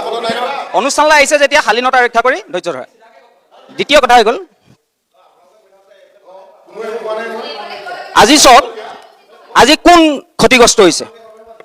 আজি কেইদিনমানৰ আগত ৰঙিয়াত এটা ৰজাদিনীয়া পুখুৰী আছিল, যিটো পুখুৰীত সেই অঞ্চলৰ স্থানীয় আমাৰ খিলঞ্জীয়া যিসকল মুছলমান মানুহ আৰু আমাৰ হিন্দু মানুহ সকলোৱে একত্ৰিত হৈ মৎস্য পালন কৰি পেলাই তেওঁলোকে জীৱিকা নিৰ্বাহ কৰি আছে। আৰু তাৰ কাষতে প্ৰথম আহি পেলাই 3 ঘৰ নে 4 ঘৰ বহিছিলে, লাহে লাহে 100 ঘৰ নে 200 ঘৰ হ'ল। আৰু ৰাতিটোৰ ভিতৰত আহি পেলাই সেই পুখুৰীটো তেওঁলোকে বেৰা মাৰি পেলাই আমাৰ তাৰ যিসকল খিলঞ্জীয়া মুছলমান আছিলে সেই খিলঞ্জীয়া মুছলমানসকলৰ ওপৰত আক্ৰমণ কৰিলে সেই পমুৱা মুছলমানে। আজি খিলঞ্জীয়া মুছলমানসকল সেই পমুৱা মুছলমানৰ হাতত ভীতিগ্ৰস্ত হৈছে নে নাই হোৱা এটা জ্বলন্ত উদাহৰণ, মাত্ৰ আজি এটা মাহ সময় হৈ যোৱা নাই।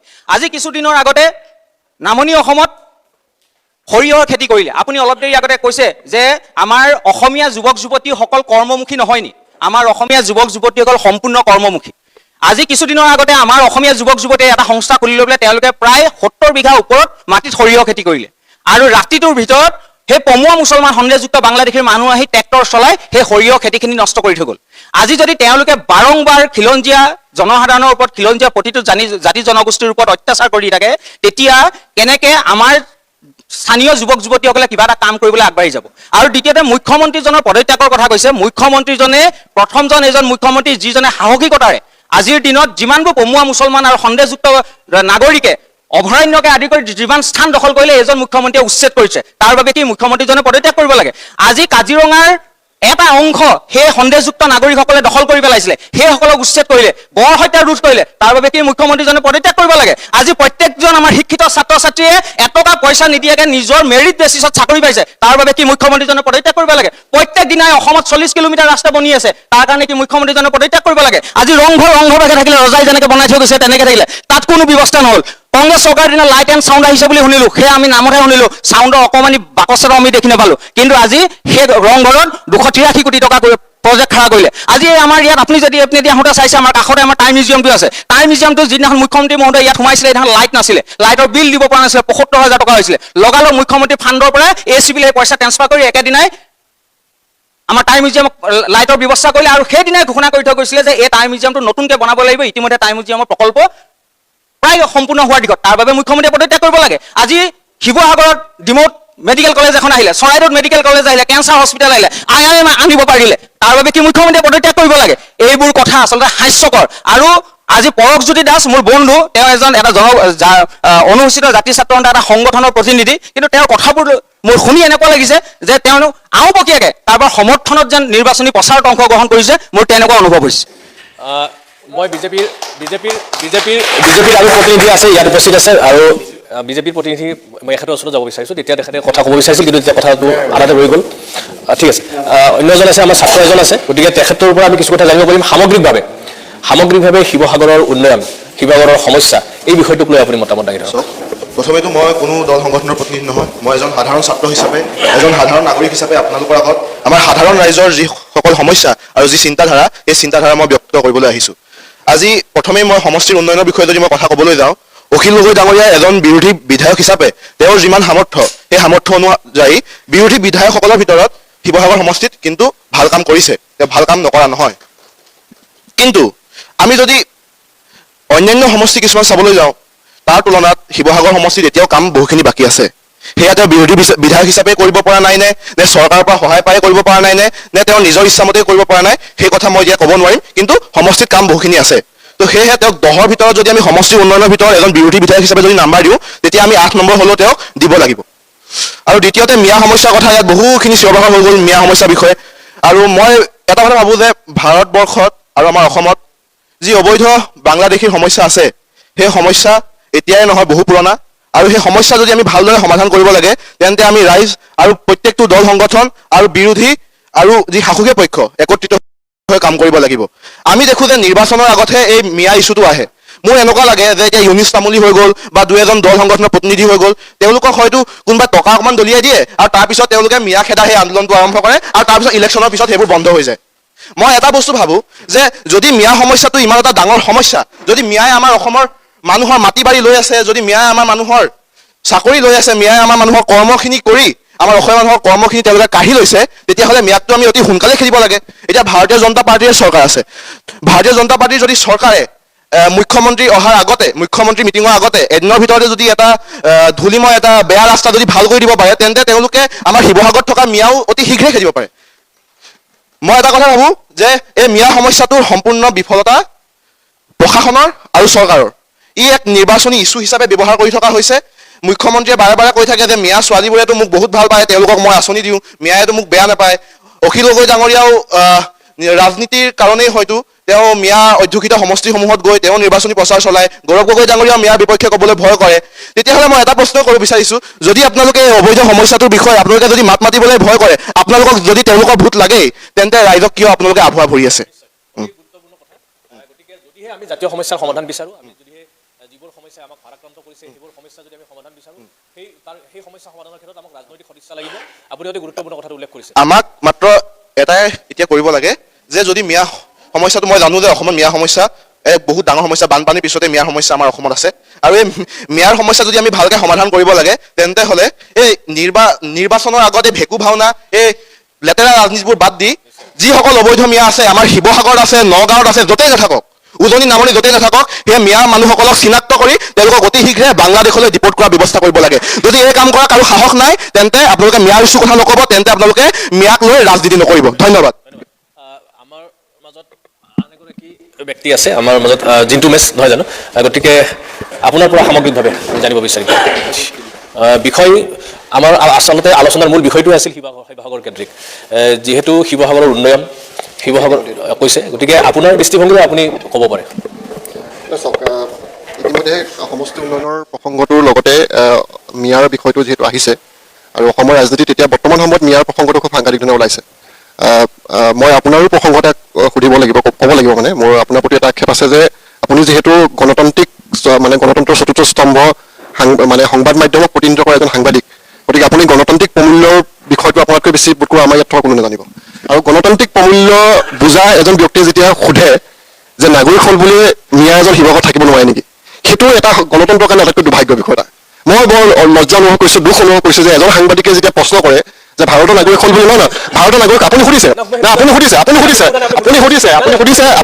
মিয়া হ'ল বুলি শিৱসাগৰত থাকিব পাৰিব নেকি?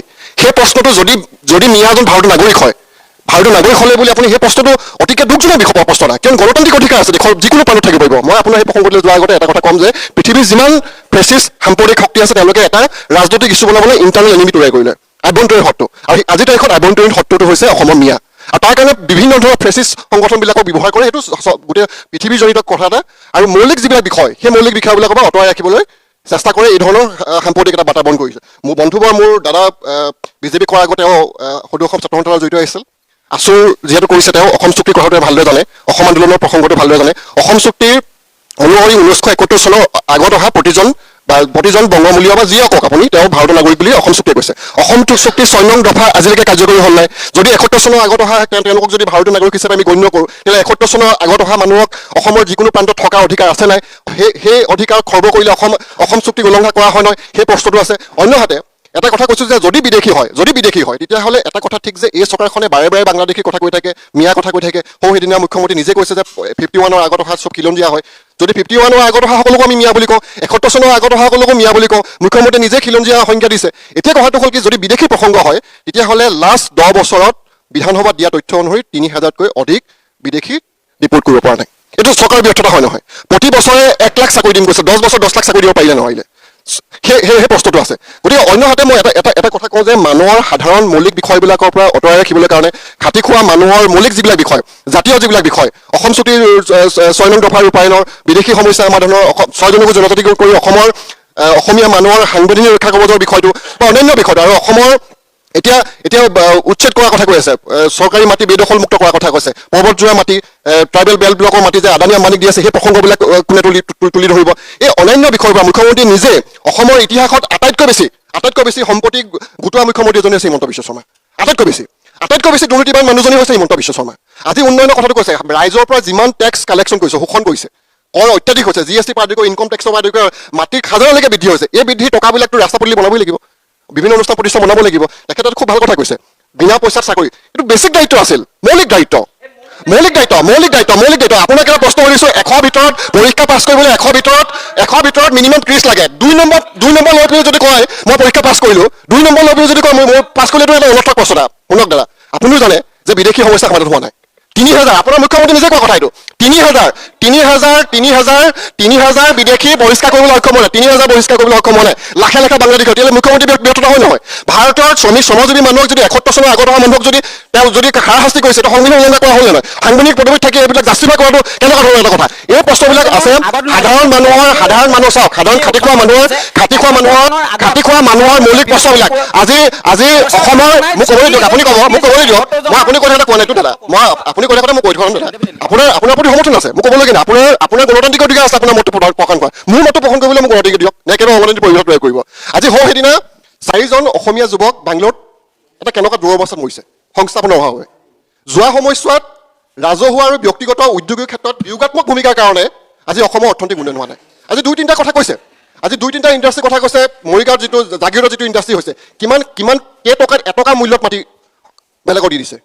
আৰু সেই বিষয়বিলাক মানুহক ডাইভাৰ্ট কৰি আজি সেই ইণ্ডাষ্ট্ৰী, ছেমি কণ্ডাক্টৰ ইণ্ডাষ্ট্ৰীটোত অসমৰ কিমান যুৱক যুৱতী সংস্থাপন পাব সেই বিষয়ে আজিলৈকে ক্লিয়াৰ হোৱা নাই। কাৰণ সেইটো এটা ইতিমধ্যে সংস্থাপন হৈছে তাত। শুনক, সেই টেকনিকেলি নিয়োগ হোৱা ইণ্ডাষ্ট্ৰীটো অসমৰ কিমান মানুহ টেকনিকেলি পুৰত হয় সেই কথাটো চৰকাৰে তথ্য এতিয়ালৈকে দিবই পৰা নাই। সেইটো আপুনিও জানে, সকলোৱে জানে। গতিকে মানুহৰ খাটি খোৱা সাধাৰণ মানুহৰ মূল বিষয়বিলাকৰ পৰা ডাইভাৰ্ট কৰিবলৈ কাৰণে মিয়া ইছ্যুটো আহিছে। আৰু মিয়াৰ কোনো সাংবিধানিক এটা শব্দ যদি এটা সাধাৰণ অৰ্থ কোৱা যে মিয়াটো ডাঙৰীয়া এটা শব্দ, যদি বিদেশী যদি ক'বলৈ যদি সমৰ্থন হয় তেতিয়াহ'লে আপোনালোকে পৰৱৰ্তী প্ৰস্তুত ঠিকে আছে। যদি বিদেশী হয় তেতিয়াহ'লে বিদেশী বহিষ্কাৰ মাত্ৰ 3000 হৈছে। এই কথাটো আপোনাৰ পৰা এটা উত্তৰ বিচাৰিম। ধন্যবাদ জিন্তু। কথা হ'ল কি, তুমি ক'লা যে 71 চনৰ 51 চনৰ আগত অহা মানুহক অত্যাচাৰ কৰা হৈছে। মই এই প্ৰসংগটো তোমাক স্পষ্ট কৰি দিব বিচাৰিছোঁ। 71 চনৰ অসম চুক্তি অনুসৰি 71 চনৰ 25 মাৰ্চৰ আগত অহা যিসকল ব্যক্তি, তেওঁলোকক আজিৰ দিনত সাংবিধানিকভাৱে ভাৰতীয় নাগৰিক বুলি সেই সময়ত কংগ্ৰেছ চৰকাৰে অসম চুক্তিত স্বাক্ষৰ কৰি থৈছে। কিন্তু অসম চুক্তিত স্বাক্ষৰ হোৱাৰ পিছত দীৰ্ঘ সময় কংগ্ৰেছ চৰকাৰ শাসনত থাকিলে। আজি তোমাৰ বক্তব্যত মই ভাবিছিলোঁ কংগ্ৰেছ চৰকাৰক তুমি সেইটো কাৰণে সমালোচনা কৰিবা, কিন্তু কংগ্ৰেছে সেই নৈতিক দায়িত্ব পালন নকৰিলে। বৰঞ্চ কংগ্ৰেছৰ আশীৰ্বাদত অসম আন্দোলন যেতিয়া হৈছিলে, 855 জন যেতিয়া শ্বহীদ হ'ল, 10,000তকৈ অধিক ব্যক্তি নিৰ্যাতিত, ধৰ্ষিত হ'ল, প্ৰতাৰিত হ'ল, তাৰ পিছত অত্যাধিক পৰ্যায়ত বাংলাদেশী ইয়াত সোমালেহে। তাৰ যি 4 বেৰাৰ নিৰ্মাণ কৰিবলগীয়া আছিলে, য'ত ফ্লটিং নাৱৰ যিসমূহ নৈ আছিলে, তাত য'ত ফ্লটিং কাটাৰৰ বেয়া কৰিবলগীয়া আছিলে, সেইখিনি নকৰিলে। বৰঞ্চ গুজে গজালি মেলি এখন ৰাজ্যত পৰিণত হ'ল। আজি ধুবুৰীত এসময়ত যেতিয়া আমাৰ কোচ ৰাজবংশী কোচ মানুহসকলৰ য'ত দখল আছিল, আজি তাত কোচ মানুহ, আমাৰ খিলঞ্জীয়া মানুহৰ সংখ্যা প্ৰায় 9% আছেগৈ, বাকী সকলো সেই পমুৱা মুছলমান। কৈ আছো শুনা। এতিয়া কথা হৈ গ'ল কি, ছেমি কণ্ডাক্টৰৰ কথাটো তুমি ক'লা। ছেমি কণ্ডাক্টৰৰ কথাটোত আজিৰ দিনত ছেমি কণ্ডাক্টৰ এতিয়াও আণ্ডাৰ কনষ্ট্ৰাকশ্যন আৰু ইতিমধ্যে যিসকল ল'ৰা ছোৱালী তাত এপইণ্টমেণ্ট পাইছে মোৰ দৃষ্টিত মই কিমানে অসমীয়া ল'ৰা ছোৱালী পাইছে নাজানো মোৰ দৃষ্টিত মোৰ চিনাকি 3টা ল'ৰা ছোৱালীয়ে ইতিমধ্যে তেজপুৰ ইউনিভাৰ্চিটিৰ পৰা পাছ কৰি আহি তাত চৰকাৰী চাকৰি গ্ৰহণ কৰি দৰমহা পাবলৈ ইতিমধ্যে আৰম্ভ কৰিছে আৰু দ্বিতীয় কথা তুমি কিবা এটা প্ৰশ্ন কৰিছিলা কি কৈছিলা জিন্তু মই পাহৰি গৈছোঁ নহয় এতিয়া মই কৈ আছোঁ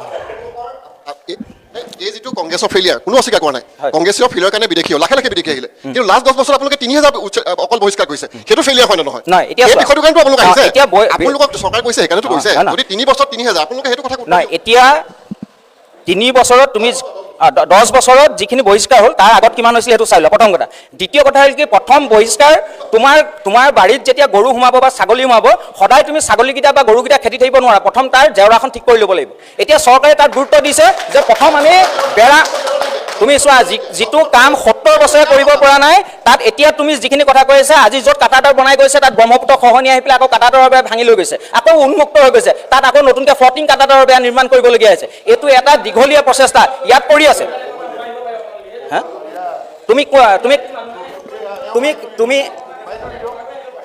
হয় আৰু দ্বিতীয়তে হৈ গ'ল কি এই যে 71 চন বা 51 চনৰ আগত অহা ব্যক্তি যে অত্যাচাৰ কৰা বুলি কৈছা সেইটো মই তোমাক স্পষ্ট কৰি দিছোঁ সেইসকল ব্যক্তি যিসকলে কৈছে মই 71 চনৰ আগত আহিছোঁ 51 চনত আহিছোঁ তেওঁলোক 71 চনৰ আগত অহা বুলি নহয় তেওঁলোকে যিখিনি চৰকাৰী বনাঞ্চলত অবৈধভাৱে দখল কৰি পেলাই গৃহ বনাইছিলে তেওঁলোকৰ গৃহ যেতিয়া উচ্ছেদ হৈছে তেতিয়া দেখাইছে আমি 71 চনৰ আগত অহা তেওঁলোক 71 চনৰ আগত অহা তেওঁলোক ভাৰতীয় নাগৰিক আজি সংবিধান মতে কিন্তু তেওঁলোকে নিজৰ মাটি ক্ৰয় কৰি পেলাই ঘৰ বনাই তাত চৰকাৰে উচ্ছেদ কৰিবলৈ নাযায় আৰু এটা ডাঙৰ প্ৰশ্ন আজি আমি প্ৰত্যেকে এইটো কথা উপলব্ধি কৰিব লাগিব আজি আমাৰ ইয়াত কি মুছলমান মানুহ নাই আজি আমাৰ মুছলমান মানুহ নৈ পৰি ইয়াত নাই যে নে আমাৰ হিন্দু মানুহ নৈ পৰি ইয়াত নাই আজি যিসমূহ মানুহ য'ত উচ্ছেদিত হৈছে তাত কিন্তু সৰহ সংখ্যক আমি যাক পমুৱা মুছলমান বুলি কওঁ সেইসকলে দখল কৰিছে কিন্তু তাত খিলঞ্জীয়া আমাৰ মুছলমানে ক'তো দখল কৰিবলৈ যোৱা নাই আমাৰ ৰিৰিয়া বাগল দিখৌমুখকে আদি কৰি আমাৰ হাতীকোষত নৈ গৰাত যেতিয়া খহনীয়াত ঘৰ উঠি যায় তিৰপালৰ তলতে মথাৰিৰ ওপৰত 3 বছৰ 4 বছৰ দিন থাকে কিন্তু নৈয়ে পলস পেলোৱা মাটি এটুকুৰা কিন্তু ঘৰ এটা বনাই দখল কৰিবলৈ নাযায় সেইটো আমাৰ খিলঞ্জীয়া আন্তৰিকতা দেশভক্তি সেই হিন্দু হওক মুছলমান হওক কিন্তু লোৱাৰ আছামত আপুনি য'ত দখল কৰিছে সেইখিনি চব পমুৱা মুছলমান না শুদ্ধকে অসমীয়া ক'ব পাৰে না শুদ্ধকে আমাৰ অন্য কথা ক'ব পাৰে সেইখিনি হৈছে তেওঁলোকে দখল কৰিছে আৰু দ্বিতীয় কথা ভাইটি তুমি যিটো কথা কৈছা তুমি ৰাইজৰ লগত প্ৰতিনিধিত্ব কৰি আহিছা তুমি জানো তোমাৰ চৰিত্ৰ মই জানো তোমাক দেখিছো নহয় তুমি ছাত্ৰমন্ত্ৰী তুমি ক'বাই কাৰণ তোমাৰ নেতৃত্ব তোমাৰ নেতৃত্বত যেতিয়া কয় মিয়াক চুমা খোৱাটো জাতীয় দায়িত্ব সেইকাৰণে তুমি মিয়াক সমৰ্থন কৰিবাই মিয়াক চুমা খোৱা যেতিয়া জাতীয় দায়িত্ব হ'ব পাৰে তেতিয়া তোমাৰ পৰা আমি বেলেগ আশা কৰি লাভ নাই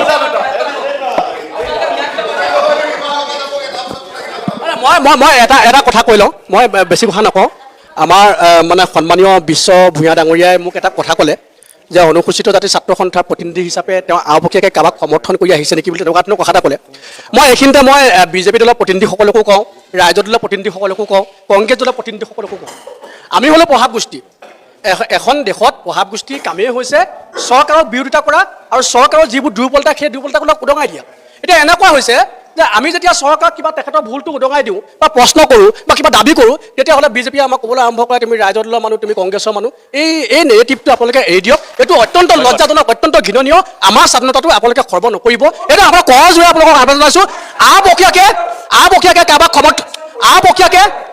কাৰোবাক সমৰ্থন কৰিবলৈ আহিছোঁ এইকাৰণে নক'ব মই অনুসূচিত জাতি ছাত্ৰ সন্থাক প্ৰতিনিধিত্ব কৰোঁ কওঁতে কথাবিলাক আপোনালোকে অনুসূচিত জাতি কোৱা বুলি ক'ব আৰু অনুসূচিত ছাত্ৰ সন্থাই আম্বেদকাৰৰ আদৰ্শ মানি চলে অনুসূচিত ছাত্ৰ সন্থাই সংবিধানৰ আদৰ্শ মানি চলে আমি সংবিধানৰ অৰ্থত কি কথা ক'ব নিদিওঁ অনুসূচিত জাতি ছাত্ৰ সন্থাক কথা কওঁতে কাৰোবাক আবকীয়াকৈ সমৰ্থন কৰা বুলি নক'ব এইটো স্পষ্ট কৰি দিছোঁ প্ৰথম মই জাষ্ট এটা মই আপোনাক কুৱেশ্যন কৰা নাই জাষ্ট এটা লাইন খালি ভাল লাগিলে যে বিশ্বদাই কৈছে যে খিলঞ্জীয়া মুছলমানৰ তেওঁলোকৰ পক্ষত আছে মই খালি এটা আপোনাক লাইন এটা কাৰেকশ্যন কৰি দিছোঁ এছাৰৰ নামত আটাইতকৈ বেছি হাৰাশাস্তি উজনিৰ সময়ত খিলঞ্জীয়া মুছলমানে হ'ল আৰু এইটো দ্ৰব্যক্ৰমে কিন্তু সেই হাৰাশাস্তিটো হিন্দু মানুহৰ সংখ্যাটো একেবাৰে কম মানে সেই প্ৰশ্নটো আপুনি অলপ চাই ল'ব যে আৰু আটাইতকৈ দুৰ্ভাগ্য বিষয় যে আপোনালোকৰ বিজেপি কৰ্মী নামেই কাট খাই গৈছে ইয়াৰ পৰা আঁতৰি গৈছে বুলি খিলঞ্জীয়া মুছলমান হোৱাৰ কাৰণে আমি খুব সংক্ষেপে এটা বস্তু চোৱা যোনটো আজি মুছলমান খিলঞ্জীয়া মুছলমানৰ নাম কৰ্তন কৰিছে বুলি এটা চিঞৰ বাখৰ কৰা হৈছে তাত প্ৰকাশ হৈছে, কিন্তু মোৰ গাঁওখনত এজন মুছলমান মানুহ নাই, কিন্তু মোৰ গাঁৱৰ মানুহ, মোৰ গাঁৱৰ এজন শিক্ষকৰ নামো কৰ্তন হৈছে। আজি ডেটত শিক্ষক চাকৰি আছে, তেওঁৰ নাম কোনে কৰ্তন কৰিলে? প্ৰথম কথা। দ্বিতীয় কথা, আৰু এটা কথা, এই গোটেই বস্তুটো বিজেপিকৰণ কৰা হৈছে, কিন্তু ইয়াৰ দায়িত্ব BLOৰ। আৰু দ্বিতীয়তে এইটো এটা ব্যৱস্থা আছে, কাৰোবাৰ যদি নাম কৰ্তন কৰিছে কিবা প্ৰমাণ সহকাৰে দি পেলাই তেওঁ তাৰ নাম অন্তৰ্ভুক্ত কৰিব পাৰে। অকল মুছলমানৰ নাম কৰ্তন কৰিছে বুলি এইটো ৰাজনীতি কৰা হৈছে। আৰু এটা কথা, ইয়াত নাই হিন্দু মানুহৰ নামো কৰ্তন হৈছে। মোৰ গাঁৱত 3-4জন মানুহৰ নাম কৰ্তন হৈছে। সেইটো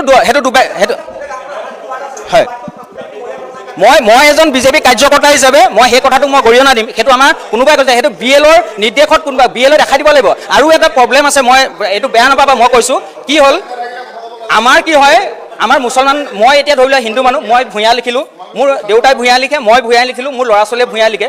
কিন্তু এতিয়া যেতিয়া SRটো আহিছে, যিহেতু SRটো প্ৰথম আহিছে তো অসমত, আজিলৈকে SR হোৱা নাই, তো নতুন যেতিয়া পুখুৰী এটা আমি সিঁচিবলৈ যাম, ক'ৰবাত কেতিয়াবা আমি খুচা পিন্ধা খাবই লাগে, শিঙিয়ে খুচিব, খালে উফাৰিম। কিন্তু কথা হৈছে কি, আচলতে মই কেইবাজনো BLOৰ লগত এই সম্পৰ্কে কথা পাতিছোঁ। যেতিয়া আমাৰ মুছলমান মানুহৰ হয় কি, দেউতাকে আহমেদ লিখে, কিন্তু কেতিয়াবা পুতেকে হুছেইনো লিখে, তো সেই BLOসকলে তাত এটা কনফ্লিক্ট পাই যায়, এইটো অচিনাকি মানুহ। সেইকাৰণে এইটো হয়তো যি প্ৰশিক্ষণৰ ক'ৰবাত হয়তো গুৰুত্ব নাই হোৱা, বা BLOসকলে যেনেকৈ কাম কৰিবলৈ নাই হোৱা। কিন্তু মই এটা কথা মই বুকুত হাত দি ক'ব পাৰোঁ, কোনো এজন খিলঞ্জীয়া মুছলমানক আজিৰ দিনত বিজেপি চাগে অত্যাচাৰ নকৰে, আৰু যদি অত্যাচাৰ কৰিলেহেঁতেন তেন্তে কোনো এটা আঁচনিত নিশ্চয় অন্তৰ্ভুক্তি নকৰিলেহেঁতেন। মই অন্ততঃ বুকুত হাত দি আজি ক'ব পাৰিছোঁ, মই 3জন কেঞ্চাৰ পেচেণ্টক আমাৰ খিলঞ্জীয়া মুছলমান মুখ্যমন্ত্ৰীৰ সাহায্য পুঁজিৰ পৰা 50,000 টকা আনি মই নিজে ঘৰত দিছোঁ। যদি মই বেয়া পালোহেঁতেন সেইটো কাম মই নকৰিলেহেঁতেন, মই এইটো মানৱ ধৰ্ম মই কৰিছোঁ। ধন্যবাদ। ছাত্ৰী আছে আমাৰ লগত, কমাৰ্চ কলেজৰ ছাত্ৰী আছে এগৰাকী, গতিকে নতুন প্ৰজন্মৰ প্ৰতিনিধি, তেওঁৰ মুখৰ পৰা আমি কিছু কথা শুনিম। নমস্কাৰ। পোনপ্ৰথমতে মই দ্য নিউজ প্লাছক অনেক ধন্যবাদ জনাইছোঁ যে আমাক এনে এখন মঞ্চ দিছে। আচলতে প্ৰথমতে মই ক'ব বিচাৰোঁ যে আমি কাৰো বিৰোধিতা কৰা নাই, মাথো আজি যি আলোচনা চক্ৰটি বিষয় হয়তো নিৰ্বাচন কৰি দিয়া হৈছিল যে চৰকাৰখন বা আপোনাৰ জনপ্ৰতিনিধিজন কেনে হোৱাটো বিচাৰে, আমি সেই বিষয়ে অলপমান ক'বলৈ বিচাৰিছোঁ। চৰকাৰখন আচলতে উন্নয়ন, যি উন্নতি আমি শব্দটো যি ব্যৱহাৰ কৰোঁ, সেই ক্ষেত্ৰত যদি আমি চাবলৈ যাওঁ, আমাৰ শিক্ষা ক্ষেত্ৰখন কিন্তু উন্নয়ন হোৱা এনে এখন চৰকাৰ হোৱাটো আমি বিচাৰোঁ। যিহেতু আমি এটা কথা পৰিলক্ষিত কৰিছোঁ যে, মই প্ৰথমতেই কৈছোঁ যে ছাত্ৰী হিচাপে মই যোনখিনি অৱগত কৰিছোঁ সেইখিনি কথাই ক'ব বিচাৰিছোঁ।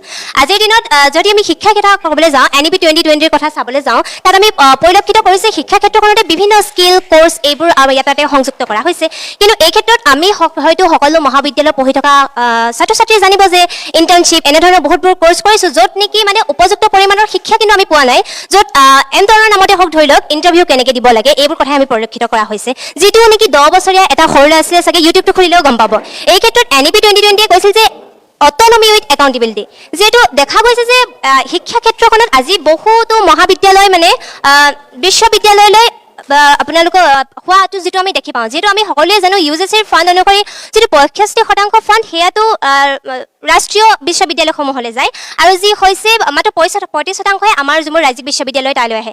এই ক্ষেত্ৰত হয়তো শিক্ষা ক্ষেত্ৰত আমি বহুতখিনি পিছ পৰি যোৱা আমি পৰিলক্ষিত কৰা হৈছোঁ, যি ক্ষেত্ৰত আমি বিচাৰোঁ যে তাৰে উন্নতি হওক। তাৰপিছতে যদি আমি নিজৰ কথা ক'বলৈ যাওঁ যে আহিবলগীয়া চৰকাৰখন আমি কেনেদৰে বিচাৰোঁ, মোৰ এটি কথা মনত আছে, কেইদিনমানৰ আগতে আমাৰ এগৰাকী মোৰ বান্ধৱী চিজাৰ এটেক আহে, যাৰ ক্ষেত্ৰত আমি প্ৰথমতে চিভিললৈ নিলোঁ, তাত তেওঁলোকে নাজানে, তেওঁলোকে আমাক জয়সাগৰ যি আমাৰ চিকিৎসালয় আছে তালৈ কৰি দিলে। তাৰ ক্ষেত্ৰত আমি তেওঁলোকক বুজাবলগীয়া হৈছে যে এই ক্ষেত্ৰত আমি ঠিক কেনেকৈ কৰিব লাগে। এই ক্ষেত্ৰত হয়তো কথা আছে যে আমি এই কথা পৰিলক্ষিত কৰিব লাগে যে চৰকাৰখন আমি কেনে হোৱাটো বিচাৰোঁ, সেই কথাই আমি অতিকে পৰিলক্ষিত কৰিব লাগে বিতৰ্কত। ধন্যবাদ। আমি আচলতে অনুষ্ঠানটো এঘণ্টাৰ ভিতৰত আমি সামৰিম বুলি ভাবিছিলোঁ, কিন্তু এতিয়া হয়তো 1.5 ঘণ্টা পাৰ হৈ গ'ল। পাৰ্থজ্যোতি বৰা আমাৰ লগত আছে, এটা সংগঠনৰ দায়িত্বত আছে, গতিকে তেখেতৰ পৰা আমি কিছু কথা জানিম। প্ৰথমতে ডি নিউজ প্লাছলৈ ধন্যবাদ কৃতজ্ঞতা জ্ঞাপন কৰিছোঁ সদৌ কোচাকমুখী ছাত্ৰ সন্থাৰ তৰফৰ পৰা। সামগ্ৰিক প্ৰেক্ষাপটটোত আমি দেখি আছোঁ, সকলোৱে কৈ আছে, চিঞৰ বাখৰ লগাই আছে, তাল কৰি আছে, মিয়া মিয়া মিয়া মিয়া অসমৰ সমস্যা নি? এতিয়া খিলঞ্জীয়া সুৰক্ষা দিয়াৰ কথা আছিলে, কোচ ৰাজবংশীসকলক জনজাতিকৰণ কৰাৰ কথা আছিলে, 5 জনগোষ্ঠীক জনজাতিকৰণ কৰাৰ কথা আছিলে, ক'ত গ'ল, কি হ'ল? আজি 10 বছৰ শাসনকাল উকলি গ'ল, মোদী চৰকাৰৰ 10-12 বছৰ হৈ গ'ল, তেওঁলোকে কোচ ৰাজবংশীসকলক জনজাতিকৰণৰ মৰ্যাদা দিম বুলি কৈছিলে, কিয় নিদিলে বৰ্তমানলৈকে? বিভাজন কিয় কৰিছে? আজি নামনি অসমৰ পমুৱা মুছলমানে আগ্ৰাসন কৰিছে বুলি কৈছে, তাত থকা আমাৰ কোচ ভাইসকলৰ কি পৰিস্থিতি আছে সেইখিনি তেওঁলোকে কিয় বুজি পোৱা নাই? বিজেপি চৰকাৰখনে কিয় তেওঁলোকে সজোৰে মাত মাতা নাই? আৰু অকুল গগৈ ডাঙৰীয়াক মই ব্যক্তিগতভাৱে নহয়, শিৱসাগৰ সমষ্টিৰ বিধায়কক আমাৰ কোচ ৰাজবংশী যাই যে ভাল পায়, কিয় ভাল পায় জানেনে? কাৰণ আমাৰ কোচ ৰাজবংশী 4জন বিধায়ক আছে, কোচ ৰাজবংশী জনগোষ্ঠীটোৰ সমস্যাৰ কথা বিধানসভাত উত্থাপন নকৰে, অখিল গগৈ ডাঙৰীয়াই কৰে। কোচ ৰাজবংশী জনগোষ্ঠীটোৰ যিকোনো বিষয়ত সমস্যাৰ বিষয়ে তেওঁলোকে উপস্থাপন কৰে, গতিকে কোচ ৰাজবংশী যাই যে তেওঁ ভাল পায়, ভাল সেইটো কাৰণে পায়। আৰু শিৱসাগৰ সমষ্টিত বিৰোধী বিধায়ক হিচাপে যিমানখিনি উন্নয়ন কৰিব লাগিছিলে, ক'ৰবাত কমিছে, কিন্তু সামগ্ৰিকভাৱে এই ক্ষেত্ৰত অখিল গগৈ ডাঙৰীয়া তেওঁক আমি 80% আমি সমৰ্থন জনাম।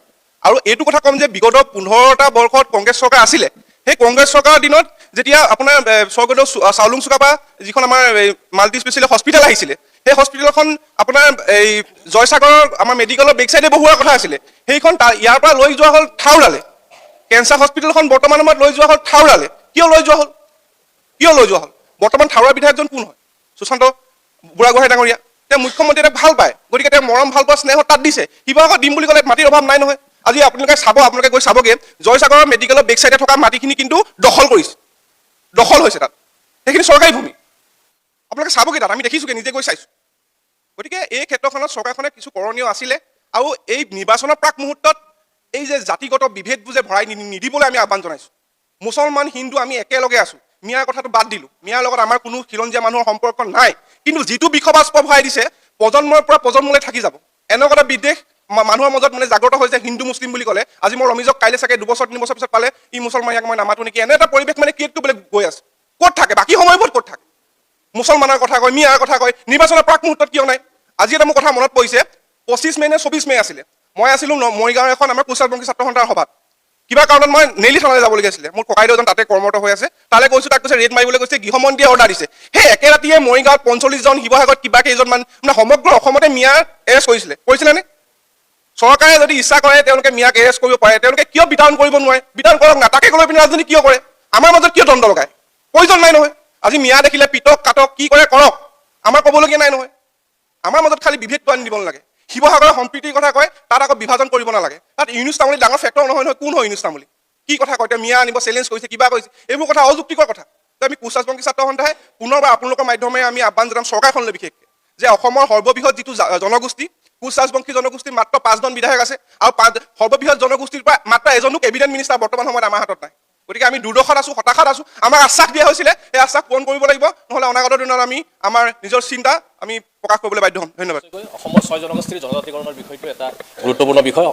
অসমৰ 6 জনগোষ্ঠীৰ জনজাতিকৰণ হওক, সকলোৱে বিচাৰে এই কথা। আমি লাহে লাহে অনুষ্ঠান সামৰিম। তাৰ আগতে কোনোবাই যদি আৰু কিবা ক'ব বিচাৰে। ধন্যবাদ দ্য নিউজ প্লাছক এনেকুৱা এটা অনুষ্ঠান আগবঢ়াই দিয়াৰ কাৰণে। আমি যিহেতু সংগ্ৰামী সেনা অসমক প্ৰতিনিধিত্ব কৰোঁ, আৰু সংগ্ৰামী সেনা অসমে আমাৰ আপোনাৰ জাতি ধৰ্ম বৰ্ণ নিৰ্বিশেষে আমি সকলোকে একত্ৰিত কৰি পেলাই আপোনাৰ আগবাঢ়োঁ। এতিয়া মূল কথা হৈ গ'ল কি, আপোনালোকে আমি শিৱসাগৰৰ পৰা কথাখিনি পাতি আছোঁ, শিৱসাগৰৰ এটা অনুষ্ঠান। শিৱসাগৰ বুলি যেতিয়া আমি কওঁ, তেতিয়া আপোনাৰ নিশ্চয় গোটেই অসমে চাই এইকাৰণে, কাৰণ কেলৈ বৰ অসমৰ ভেটি ইয়াৰ পৰাই আপোনাৰ গঢ়িছে, আৰু শিৱসাগৰৰ কথাখিনি অসমৰ ৰাইজে শুনে। এতিয়া যদি প্ৰশ্নটো আপোনালোকে কৰিছে, কোনোবাই উত্তৰ দিছে, মই সদায় বিচাৰোঁ যে আপোনাৰ এটা ভাল পৰিৱেশৰ মাজে শিৱসাগৰৰ পৰা এটা ভাল বাৰ্তা যাব লাগে। ইয়াত যিসকল মানুহ আছোঁ আজি, ইয়াত আহোম, কোচ, গৰীয়া, মৰীয়া, মটকে আদি কৰি সকলো খিলঞ্জীয়া মানুহে আছোঁ ইয়াত। যদি মোৰ মানে মনোভাৱটো আপোনালোকে জানিবলৈ বিচাৰে, সাংগঠনিকভাৱে মনোভাৱটো যদি কওঁ, বা মোৰ ফালৰ পৰাও যদি মই আপোনাক ক'বলৈ যাওঁ, মোৰ ব্যক্তিগত মনোভাৱে চৰকাৰখনে কিছু কাম কৰিছে, এই কথাটোৰ একদম মই একমত।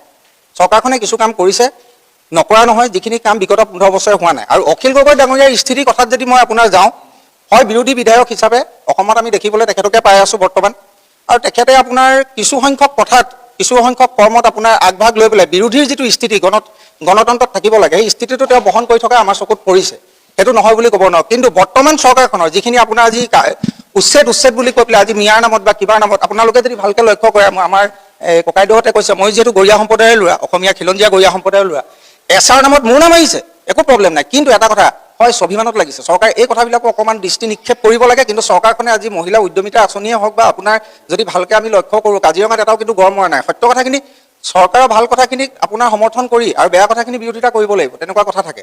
আৰু শিৱসাগৰৰ যদি আপোনাৰ উন্নয়ন আৰু বিকাশৰ কথাটো আপোনাৰ ক'বলৈ যাওঁ, আপোনাৰ হয় অখিল গগৈ ডাঙৰীয়াই আপোনাৰ এতিয়া নতুনকৈ আপোনাৰ 5 বছৰ হৈছে আপোনাৰ অহা, তো ধৰি লওক ইয়াৰ আগতে আপোনাৰ কংগ্ৰেছে আপোনাৰ নকৰিলে, আৰু হিমন্ত বিশ্ব শৰ্মা ছাৰৰ ডাঙৰীয়াৰ নেতৃত্বত আপোনাৰ অখিল গগৈ ডাঙৰীয়াই আপোনাৰ কিছু কাম আনিবলৈ সক্ষম হৈছে। আৰু আমি বিচাৰোঁ নিৰপেক্ষ হিচাপে আগন্তুক দিনত যাতে শিৱসাগৰখনৰ আৰু ডেভেলপ হয়, আৰু আমাৰ দৃষ্টি সদায় নিৰপেক্ষ, আৰু ডেভেলপমেণ্টটো আমাৰ মূল ইছ্যু হ'ব লাগে, আৰু ভাতৃত্ববোধটো সদায় থাকিব লাগে। মিয়া কোনোপধ্যে ফেক্টৰ নহয়। মিয়াৰ বস্তুটো মোৰ দৃষ্টিত যদি আপোনাৰ চাবলৈ যাওঁ, আপোনাৰ এই পমুৱা মুছলমানক লৈ আমি ইয়াত আপোনাৰ চিঞৰ-বাখৰ কৰাটো আমাৰ কাৰণে যুক্তিসংগত কথা নহয়। আৰু দেশৰ সংবিধানৰ গণতান্ত্ৰিকভাৱে যিখিনি আপোনাৰ নীতি নিয়ম আছে, প্ৰশাসনিক ব্যৱস্থা, হয় মিয়া সমস্যাটো আমাৰ কাৰণে ফেক্টৰ হৈ গৈছে। এতিয়া বৰ্তমান চাবলৈ গ'লে অসমীয়া মুছলমানৰ কাৰণে এইকাৰণে ফেক্টৰ হৈছে, কাৰণ কেলৈ আমাৰ মানুহবিলাকৰ টাইটেলবিলাকৰ কাৰণে আপোনাৰ ক'ৰবাত আপোনাৰ আমি উজুতি খাই পৰিবলগীয়া হৈছে। আমাৰ যিটো সাতাম পুৰুষীয়া সম্প্ৰীতি, এই সম্প্ৰীতিৰ ভাৱটো আপোনাৰ নোহোৱা কৰা মূল কাৰণ কিন্তু হিমন্ত বিশ্ব শৰ্মাও নহয়, মোৰ মতে অখিল গগৈ ডাঙৰীয়াও নহয়। মিয়া ফেক্টৰটো হয়, কিন্তু তাক তেওঁ অকণমানকৈ আপোনাৰ আগবঢ়াই নিবলৈ চেষ্টা কৰিছে বৰ্তমান ইয়াক এই ফেক্টৰটো আঁতৰাবৰ কাৰণে। তাৰ বাবে ধন্যবাদ জনাইছোঁ। আৰু পুনৰাই শিৱসাগৰ সমষ্টিৰ উন্নয়নৰ কাৰণে অখিল গগৈ ডাঙৰীয়াই যিখিনি কৰিছে সেইখিনি কাম আৰু ধুনীয়াকৈ আগুৱাই নিয়ক, তাৰে আশা কৰিছোঁ। ধন্যবাদ। প্ৰথম কথা হ'ল আমি যেতিয়াৰ পৰাই আচলতে জানি শুনি আহিছোঁ যে প্ৰমোদ গগৈ ডাঙৰীয়াই শিৱসাগৰ সমষ্টিটোৰ এটা কাল শাসনৰ দায়িত্বত আহিছিল। তাৰপিছত প্ৰয়াত প্ৰণৱ গগৈ ডাঙৰীয়াই দায়িত্ব ল'লে। কিন্তু যি ধৰণৰ উন্নয়ন আমাৰ শিৱসাগৰবাসীয়ে সঁচাকৈ বিচাৰিছিলে, কিয়নো গোটেই অসমৰ প্ৰেক্ষাপটত শিৱসাগৰ সমষ্টিটো অত্যন্ত গুৰুত্বপূৰ্ণ এটা সমষ্টি আমি সকলোৱে জানো। তাৰ পাছত সোঁতৰ বিপৰীতে গৈ আমাৰ শিৱসাগৰবাসীয়ে অখিল গগৈ ডাঙৰীয়াক শিৱসাগৰৰ দায়িত্ব দিলে। তাৰ পাছতো কিন্তু শিৱসাগৰবাসীয়ে যি ধৰণৰ উন্নয়ন সঁচা অৰ্থত বিচাৰিছিলে আজিলৈকে কিন্তু সেই উন্নয়ন সঁচা অৰ্থত নাপালে। তাৰ পাছৰ কথাটো হ'ল আজি আমি বিভিন্ন ব্যক্তিসকলে মিয়াৰ প্ৰসংগটো টানি আনিছে। গতিকে এটা কথা মই পুনৰবাৰ কওঁ যে আজি ইউনুছ তামুলীয়ে কেৱল জাতীয় সংগ্ৰামী সেনাৰ ৩-৪জন যুৱকক প্ৰত্যাহ্বান জনোৱা নহয়, সকলোৱে এটা কথা অনুধাৱন কৰাটো ভাল, সেই চেলেঞ্জ আমাৰ প্ৰতিগৰাকী খিলঞ্জীয়া মানুহক কৰা চেলেঞ্জ, আৰু সেই চেলেঞ্জ দিবলৈ সুবিধা কি কাৰণে পাইছে এই কথাটো অনুধাৱন কৰাৰ প্ৰয়োজন আছে। আজি মিয়াসকলে আচলতে দপদপাই থাকিব পাৰিছে কেৱল ইউনুছ তামুলীৰ দৰে এই মিয়াৰ দালাল ৰূপে। আৰু মিয়াতকৈ আজিৰ তাৰিখত যদি বেছি ভয়ংকৰ হৈছে অসম বা শিৱসাগৰ তথা অসমৰ কাৰণে এই ইউনুছ তামুলীৰ দৰে দালাল বা মিয়াক আচলতে ছাপোৰ্ট কৰি থকা এনেধৰণৰ একাংশ খিলঞ্জীয়া মানুহ। গতিকে আমি জাতীয় সংগ্ৰামী সেনাৰ তৰফৰ পৰা পুনৰবাৰ সকলোলৈকে এটা অনুৰোধ জনাইছোঁ। আমি পুনৰ কওঁ, আমি কোনো খিলঞ্জীয়া মানুহৰ বিৰোধ নহয়। আমি বছৰ বছৰ ধৰি শিৱসাগৰত শান্তি সমিল মিলে হিন্দু মুছলমান আমি ভাই ককাই হিচাপে আছোঁ। আমাৰ এই সাতান পুৰুষীয়া শান্তি সম্প্ৰীতি কোনো শক্তিয়ে বিনষ্ট কৰিব নোৱাৰে বা জাতীয় সংগ্ৰামী সেনাই এই সুবিধা আচলতে কাকো নিদিয়ে, এই কথা স্পষ্ট কৰি দিছোঁ। যিদিনাখন মিয়াই আজি আচলতে প্ৰত্যাহ্বান জনাব পৰা হ'ল, মানুহৰ ঘৰে ঘৰে সোমাই আমাৰ জীয়ৰী বোৱাৰীক আচলতে বলৎকাৰ কৰিব, ধৰ্ষণ কৰিব, মাৰপিট কৰিব, যিদিনাখন আজি যিসকল মানুহে মিয়াৰ পক্ষ লৈছে সেইসকল মানুহৰ ঘৰত গৈ যেতিয়া তেওঁলোকৰ জীয়ৰী বোৱাৰীৰ লগত অপকৰ্ম কৰিব এই ধুৰন্ধৰখিনিয়ে, সেইদিনাখন হয়তো এই মিয়াৰ দালাল বা মিয়াৰ পক্ষ লোৱা মানুহখিনিয়ে বুজি পাব যে আমি কি কৰিছিলোঁ, আৰু তেতিয়ালৈ হয়তো বহুত দেৰি হৈ যাব। ধন্যবাদ। আমি অনুষ্ঠান শেষ কৰিম, তাৰ আগত কেইগৰাকীমান ছাত্ৰী আছে আৰু তেওঁলোকৰ মতামত ল'ম। যিহেতু নতুন প্ৰজন্মৰ প্ৰতিনিধি হিচাপে অসমৰ সমাজ জীৱনৰ প্ৰতি, অসমৰ ৰাজনীতিৰ প্ৰতি তেখেতসকলৰো নিশ্চয়কৈ নিজা দৃষ্টিভংগী আছে, নিজস্ব অভিমত আছে। গতিকে তেওঁলোকৰ পৰা আমি কিছু কথা জানিব বিচাৰোঁ। পোনপ্ৰথমে ধন্যবাদ জনাইছোঁ আমাক দুআষাৰ ক'বলৈ চান্স দিয়াৰ কাৰণে। প্ৰথম কথা হ'ল যে আমি ইয়াত কোনো দলৰ ছাপোৰ্ট কৰিবলৈ অহা নাই। আমি শিৱসাগৰ গাৰ্লছ কলেজৰ ফালৰ পৰা আহিছোঁ। আমি সাধাৰণ ছাত্ৰী, যি দেখিছোঁ সেয়াহে ক'ম। প্ৰথম কথা হ'ল যে আমাৰ মাজত বহি থকা বা আমাৰ কলেজৰ কোনো ছাত্ৰী একচুৱেলি গান্ধাৰী নহয় যে চকুত পাতি বান্ধি যোনে যোনফালে নিব সেইফালে যাব। আমাৰ নিজৰ জ্ঞান বুদ্ধি বিবেক আছে আৰু আমি আমাৰ জ্ঞান বুদ্ধি বিবেকৰ ফালৰ পৰাহে কথা কওঁ। প্ৰথম কথা, অখিল গগৈ ডাঙৰীয়া শিৱসাগৰৰ MLA হয় যিহেতু তেওঁ এইটো দায়িত্ব যে তেওঁ গাৰ্লছ কলেজত হোষ্টেল যে দিছে, তেওঁ সেইটো দায়িত্ব তেওঁ দিব লাগিব। ছেকেণ্ড কথা, শিৱসাগৰত মানুহে চকুৰে দেখিছে, ঠিক আছে ৰাস্তা বনাইছে, কিন্তু অকল ৰাস্তা বনালেইটো নহ'ব। শিৱসাগৰত এখন উন্নত মেডিকেল কলেজ কিয় নাই? আহিব লাগিছিলে। আৰু তুমি যিহেতু ক'লা আমি বিজেপি ছাপোৰ্টৰ কথা ক'ব আহিছোঁ, আচলতে তেনেকুৱা নহয়। বিজেপি ছাপোৰ্টৰ কথা ক'বলৈ আহিবলগীয়া তেনেকুৱা কোনো কথা নহয়। আচলতে শিৱসাগৰত যিমানখিনি উন্নতি হ'ব বুলি আমি ভাবিছিলোঁ সেনেকুৱা 5 বছৰ আচলতে সঁচাকৈ হোৱা নাই। আৰু প্ৰত্যেকটো সাধাৰণ মানুহক যদি সুধিবলৈ যোৱা নাই হোৱা। গতিকে বস্তুবোৰ তেনেকুৱা। আৰু মিয়া টপিকটো যিমানলৈকে আহে, বস্তুবোৰ এনেকুৱা যে হয় মিয়াটো এটা গম্ভীৰ টপিক। আজিকালি আমি যদি চাবলৈ যাওঁ অসমীয়াতকৈ বেছি মিয়া মানুহে ৰেপ কৰে। আমাৰ ছোৱালীৰ বাবে একদম সুৰক্ষিত নহয়। শিৱসাগৰত মিয়া ৰেট বহুত বেছি আছে। আৰু মিয়া চবে যদি একগোট হৈ খেদিব বিচাৰে তেতিয়া খেদিব পাৰিব। একগোট নহ'লে কেনেকৈ খেদিব? আৰু মানুহ একগোট হ'ব কেনেকৈ যদি কোনোবা মন্ত্ৰীয়ে গৈ পিনি মিয়াৰ ঘৰত তেওঁলোকৰ চকু পানী মুছে বা তেওঁলোকক চুমা খাবলৈ যায়? তেনেকুৱা কেতিয়াও হ'ব নোৱাৰে। ধন্যবাদ। আমি আৰু বিতৰ্কত অংশ নলওঁ, কিবা ক'বা নেকি? অসমৰ যিগৰাকী মুখ্যমন্ত্ৰী তেওঁ সপোনত এটাই দেখে, মিয়া 26 বৈতৰণি পাৰ কৰি নিয়া। সেইটো তেওঁ সদায় সপোনত সেইটোৱে দেখে আৰু সেইটোৱে কাম কৰি আছে। আজি শিৱসাগৰ কোনে দখল কৰি আছে? আজি শিৱসাগৰ দলমুখ চাৰিআলি কোনে দখল কৰি আছে? আজি শিৱসাগৰ দলমুখ চাৰিআলি আজি মাৰোৱাৰী বেংগলীয়ে দখল কৰি আছে, বিহাৰীয়ে দখল কৰি আছে। আজি শিৱসাগৰ ষ্টেচন চাৰিআলি কোনে দখল কৰি আছে? মাৰোৱাৰী বিহাৰীয়ে দখল কৰি আছে। মিয়া ইয়াত ৰিক্সা চলাবলৈ আহিছে। আমি কৈছোঁ যে মিয়া 1971 চনৰ পাছত অহা মিয়া হওক হিন্দু হওক তেওঁলোকক খেদক। আজি কাৰ্বি ভূমিত কাৰ্বি গৌবে কোনে দিছে? আজি কাৰ্বি ভূমিত কাৰ্বি গৌবে কোনে দিছে? আজি কাৰ্বি ভূমিত কাৰ্বি গৌবে কোনে দিছে? আজি তিনিচুকীয়া কোনে দখল কৰিছে? আজি তিনিচুকীয়া দখল কোনে কৰিছে? আজি কাৰ্বি ভূমিত কাৰ্বি গৌবে কোনে দিছে? এইটো কথা কওক। আপোনালোকে অকল মিয়া গৈ থাকিলে নহ'ব। শিৱসাগৰত জিমি দাসক